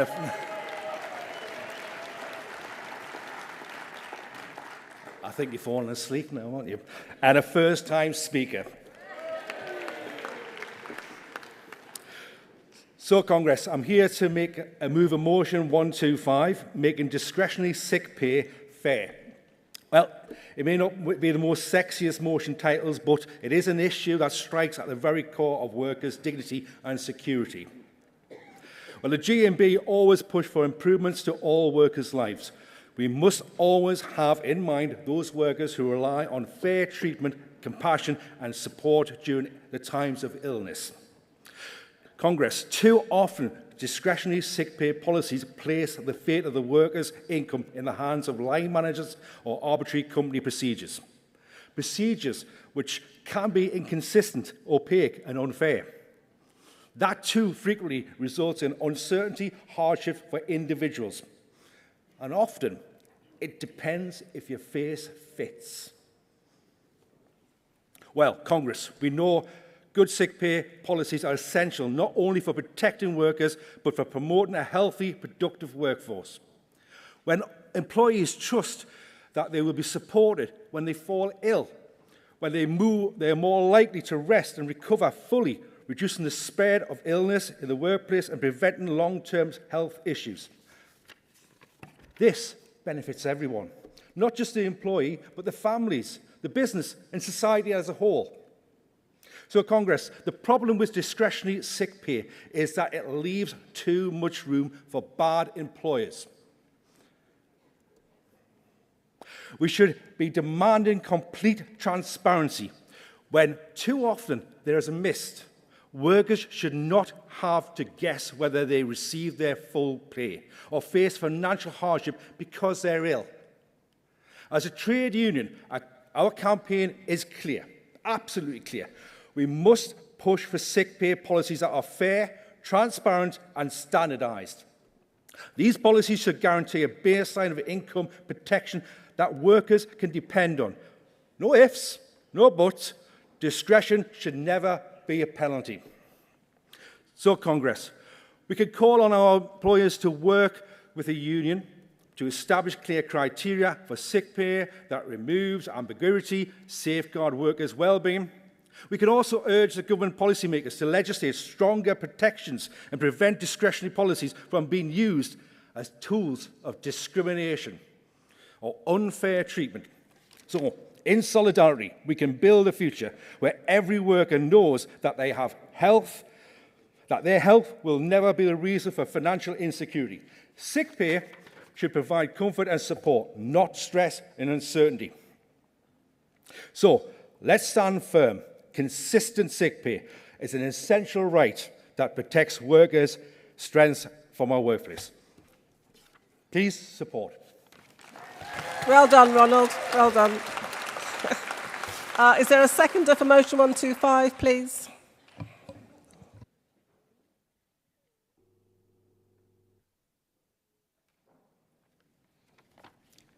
Congress. Sue Atkinson, support motion 125 from the Great North East Yorkshire and Humberside. Is it fair that an employer can pick and choose who gets sick pay and who doesn't? Everyone should be treated the same, not just if your face fits or you're best friends with a manager. If you're sick, the last thing you want is to have to worry if you're going to get paid or not. Your sick pay should not be a lottery. We all pay our dues to our workplace and all deserve the same chance of winning. Please support our motion. Brilliant. Thank you, Sue. There doesn't appear to be any opposition, so can I ask Tracy from the CEC to give our response, please? President, Congress, good afternoon. Tracy Beeson speaking on behalf of the CEC, responding to motion 125, which we are asking to be referred. The branch has helpfully explained that the motion is directed at the issue of discrepancy enhanced sick pay above SSP. On occasions, there are no set guidelines in contracts around the circumstances which pay above SSP will be paid. Members who have not received enhanced sick pay have reported that in the past that other members of staff or indeed managers on occasions have received enhanced sick pay, though this is hard to prove as employees will not provide details. The branch is calling on the union to explore the position and to campaign to ensure all workers are treated equally and transparently. The recommended stance is to refer the motion to allow the union to explore the position and develop policy in the light of this. Discretionary arrangements may well conceal discrimination, as the CEC understands sickness policies must not discriminate against employees due to the protected characteristics. For example, if someone is disabled and part-time employees should be paid the same equivalent as full-time employees.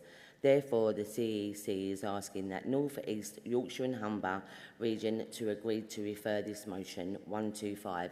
Thank you.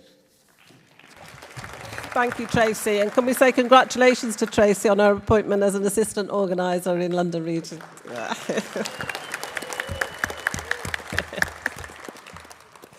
Before I go to the vote, can I ask mover and seconders of motion 126, 127 and 128, please, to come down to the front. They are our last three motions, so we're on the home straight. Does North East Yorkshire and Humber accept reference back on motion 125? Thank you. That doesn't need a vote. Composite 6, the CC is supporting, so all those in favour, please show. Thank you. Anyone against? That's carried. Could I have the mover of motion 126, please?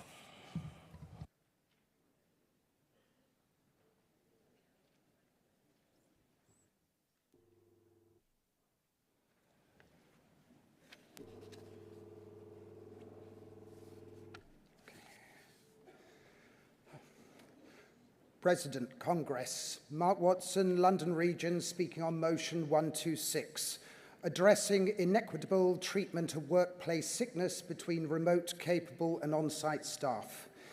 That will be explained later on.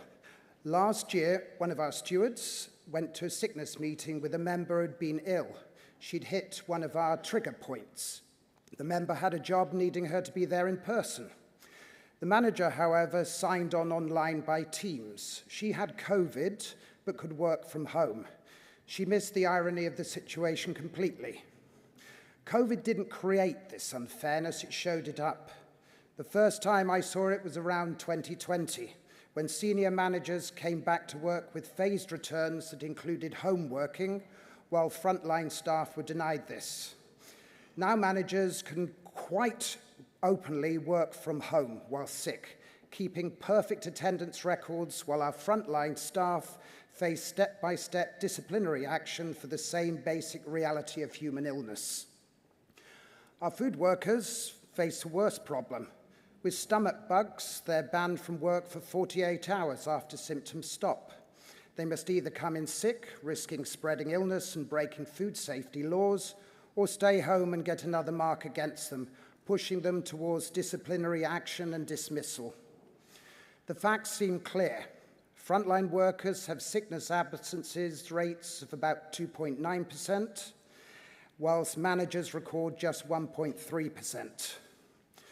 We've created a system where honesty is punished and lying is rewarded, where the same symptoms lead to very different results based only on whether you can work from home.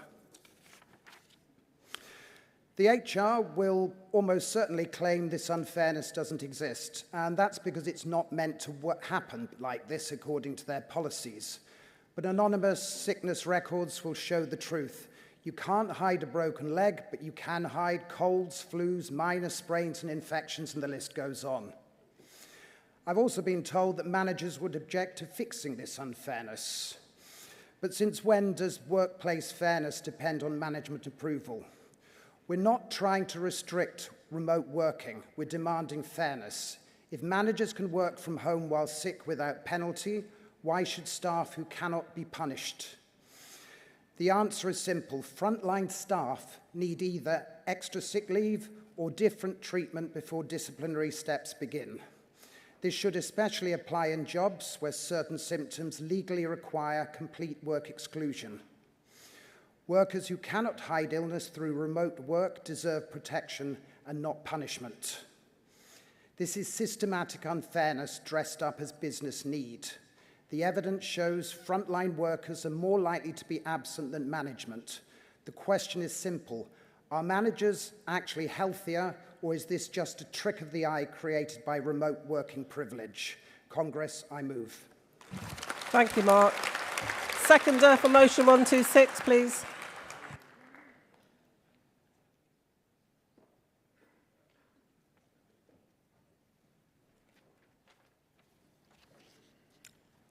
President, Congress, Gavin Downey, London Region, seconding motion 126. Congress, our members who work on the front line are being unfairly penalised compared to their counterparts who can work from home.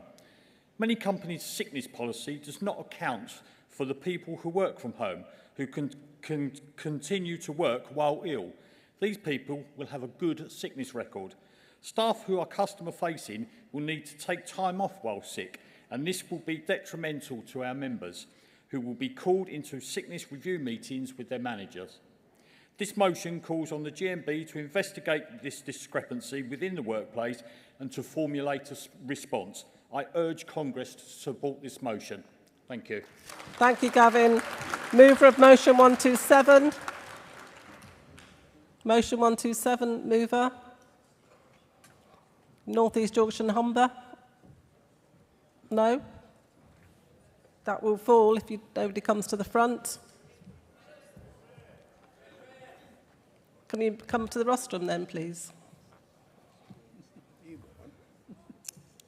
Mover of motion 127. Thank you. Okay, you're very far away, so I can't... Right, so formally moving, that helps. Thank you very much. And then formally seconding.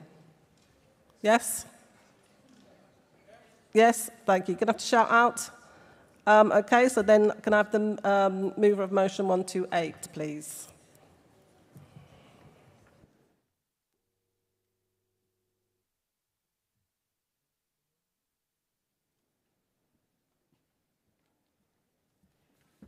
Lisa Edwards, Southern Region. Chair, Congress. I rise today to speak in full support of motion 128, campaign for enhanced equality, bereavement rights and employment standards. This is not just a policy issue, it is personal to me. Just a few weeks ago, I lost my sister-in-law. My family is travelling to Jamaica on the 16th of June for her funeral, but I will not be going with them. Not because I don't want to, not because it wouldn't help me grieve, but because I fear my employer wouldn't understand, wouldn't see it was valid, because she wasn't considered an immediate family by policy, because culturally, emotionally, spiritually, none of that matters on a form. This is the reality of so many of our members across this country. When we talk about bereavement, we're not just talking about leave on a policy paper. We're talking about grief, about love, about honour. and about how many communities, every culture, every family, every faith mourns in its own deep, personal and profound, meaningful way.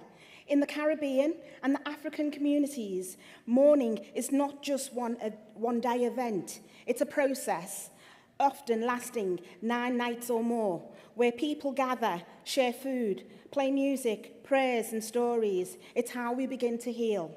In the Muslim tradition, burial must happen quickly. The mourning includes days of prayers and community support, time that cannot wait for HR approval. In the Cypriot and the Chinese cultures, there are various rituals rooted in ancestries and family duty, traditions that should be respected, not rushed. Let's not forget our Irish brothers and sisters, where the wake, the storytelling, the songs, the community mourning can stretch over days. It's not just about saying goodbye, it's about honouring life. But what do we do? What do we get in return from current policy? A few statutory days, if you're lucky, and often for immediate family, husbands, partners and children. If you're a low-paid or a zero-hour contractor or insecure work, you might not get any time at all. You might have to choose between grieving your loved one or keeping your job. And what about the LGBTQ+ families, the migrant workers, choosing families who don't fit the nuclear definition on a company handbook? Too often, their grief is invisible, their loss don't qualify, their pain is written out of the rules. Congress, this is not equality, this is not compassion, this is not good enough. Bereavement should not be a privilege for those who can afford it. It should be a right for everyone. The motion is more than a demand for more days off. It's a call to change the culture of how we treat people in their darkest moments. It's about recognising the grief is diverse, just like our union, just like our members. It's about dignity in death, the respect for the living. We are calling for employers to do better, to lead with compassion, not convenience, to understand that grief that doesn't fit in a tick box. It's to offer flexible leave, fully paid, and no workers left struggling emotionally and financially. We are calling on ourselves as a union to lead the way, to empower our reps to negotiate better policies. Let us be the union that doesn't just fight for pay and conditions, but for dignity, for compassion, for equality, even in death. Let us honour our death by fighting for the living. Congress, support this motion, support inclusion, support humanity, support our members in the time of greatest need. I move the motion. Make work better. Perfect. Perfect timing, Lisa. And our condolences to you, but also our congratulations, because another GMB member who's now an assistant organiser in Southern Region. A seconder for motion 128. Is that formally? Thank you. That takes us, anybody in speaking in opposition? No. Then can I ask Colin Gunter from the CEC to respond?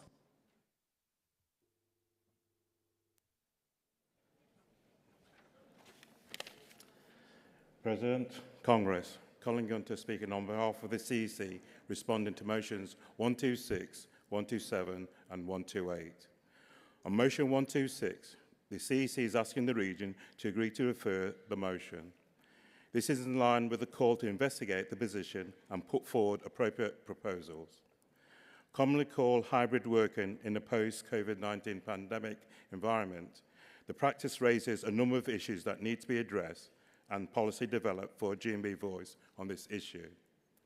On motion 127 and on motion 128, the CEC is also asking for the regions to agree to refer these motions, as there are good proposals in both motions that should be explored further. Statutory parental bereavement leave was introduced in 2020, but there's no statutory entitlement to leave following the death of any close family member or partner. The Employment Rights Bill currently going through Parliament will address a non-parental statutory right to bereavement leave. Labour has also committed to a review of the parental leave system within its first year of government. Some employers have embraced the issue, but there's clearly a lot more work that needs to be done in this area. And the recommendation is to refer the motion, as there are good proposals in both motions that should be explored further.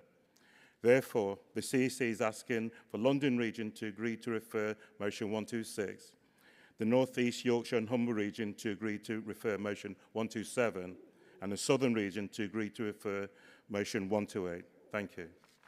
Thank you, Colin. Does London Region agree to refer?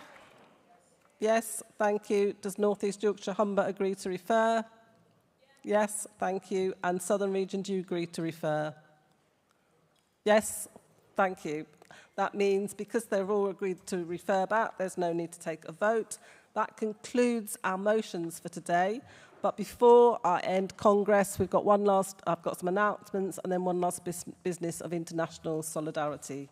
So just some announcements. Apparently the GMB manufacturing stand in the exhibition hall has a missing raffle prize. The missing item is a model JCB sports car. If anyone has taken this by mistake, please can you return it to the stand. And secondly, Congress, just a reminder that the President's Welcome event is tonight. It starts at 9 o'clock, so you do get time to go away and have some food because there will only be nibbles at the event. And the venue is in Auditorium 2 in this venue, and the entrance will be via the back of this building on Russell Road. So I do hope to see as many of you there as possible. We also have a delegation from Moorcroft Pottery who are in the visitors section. Now, Moorcroft, the factory, went into administration 4 weeks ago. So can we please welcome them and show them our solidarity? They're up there.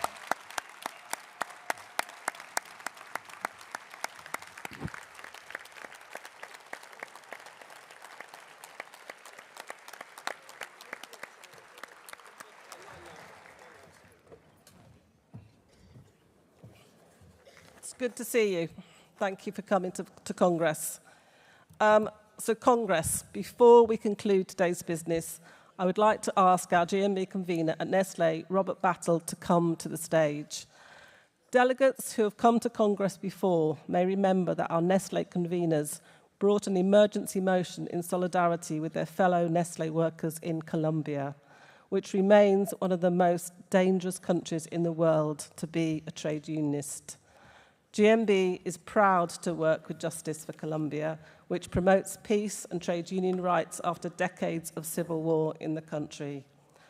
Through Justice for Colombia, we have developed strong links with sister unions, Sinetral and the Cut Union Federation, whose youth organiser, Lina Martilla Diaz, addressed our Congress last year.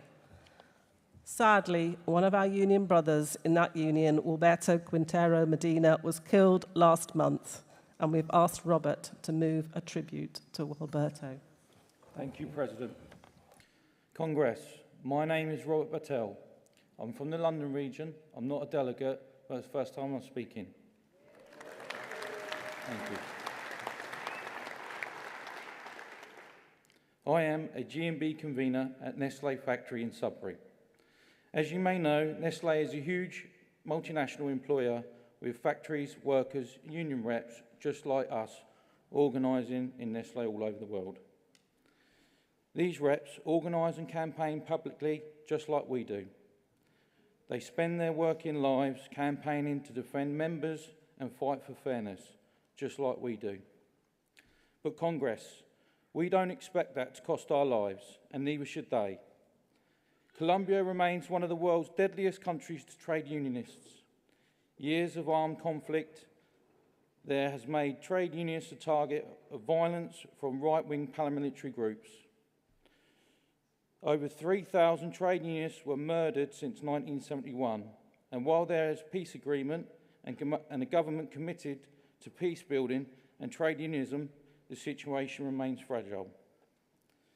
In 2018, trade unionists at one of Nestlé's factories were murdered while fighting union recognition. In response, GMB national conveners passed a motion at Congress to support their union, Centronero. We demanded that Nestlé recognise the union and do more to protect their workers from violence. Sadly, just over a month ago, our union brother and regional vice president of Centriel, Alberto Contreras Medina, was murdered while out with friends. He was shot 5 times by a hitman on a motorcycle. He was just 40 years old. Alberto had given his working life to organising food workers at Nestlé while he was employed. He also gave his time to organise Colombia's National Trade Union Federation, the CUT. His murder comes at hostile acts towards trade unionists in Colombia are on the rise again. This includes smears in the media about our union sister, Lina Monterrey Diaz from the CUT, who addressed our Congress last year in Bournemouth. Shortly before Alberto's murder, our affiliated solidarity campaign, Justice for Colombia, informed him that GMB Nestlé conveners were standing in solidarity with his union as they fight forced dismissals for workers for raising safety concerns.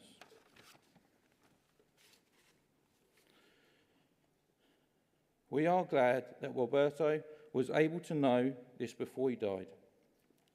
And in his memory, we step up the fight for justice and peace for trade unionists in Colombia.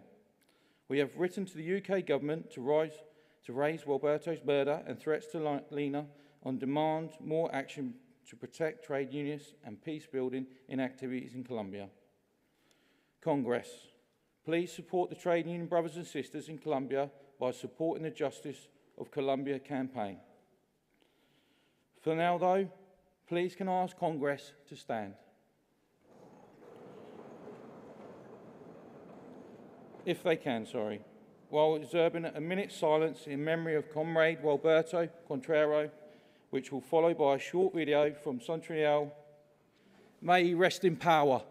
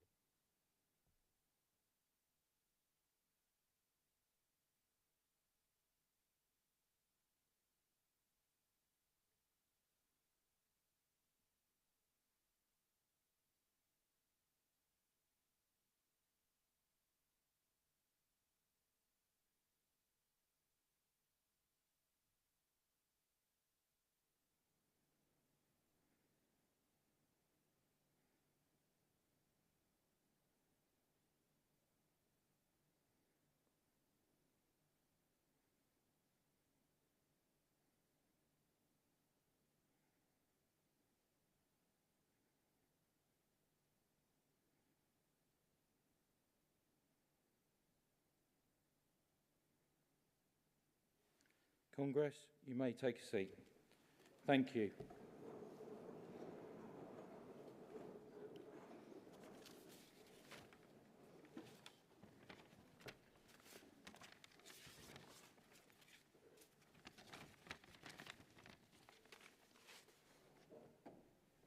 Desde el Equipo Nacional de Conducción de Sinaltrainal, desde Colombia, queremos brindarle un fraternal saludo a los compañeros del GMB en su Congreso 2025, agradecerles su solidaridad y compromiso para con las luchas de los trabajadores en Colombia en contra de las diferentes campañas que hemos implementado con multinacionales como Nestlé Colombia S.A.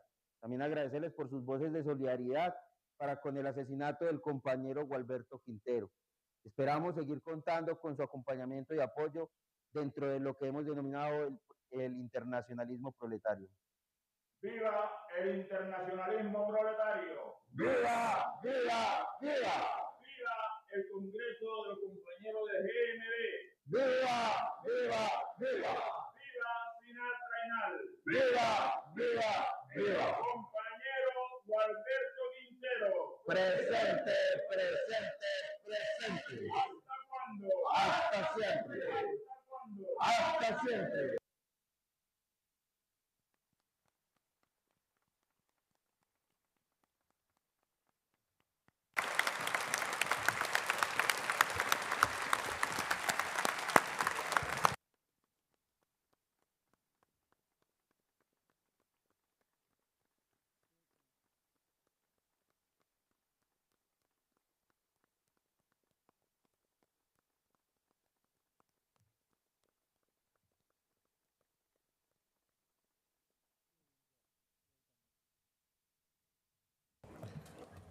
Thank you, Robert, for making that moving tribute to Alberto. Just one of many trade unionists who's been killed in Colombia and around the world. So, Robert, our thanks to you for making that speech. It's a sad note to end on, I know, but thank you for today's contributions and debate. Apologies to the regions for the mix-up this afternoon. It's down to a typing error, that's all. And, you know, that just shows you how these things go. And yeah, a simple mistake, but we do send our apologies. Tomorrow morning's 9 o'clock, I'm afraid. So hope to see you tonight, though, at the President's do. Thank you again.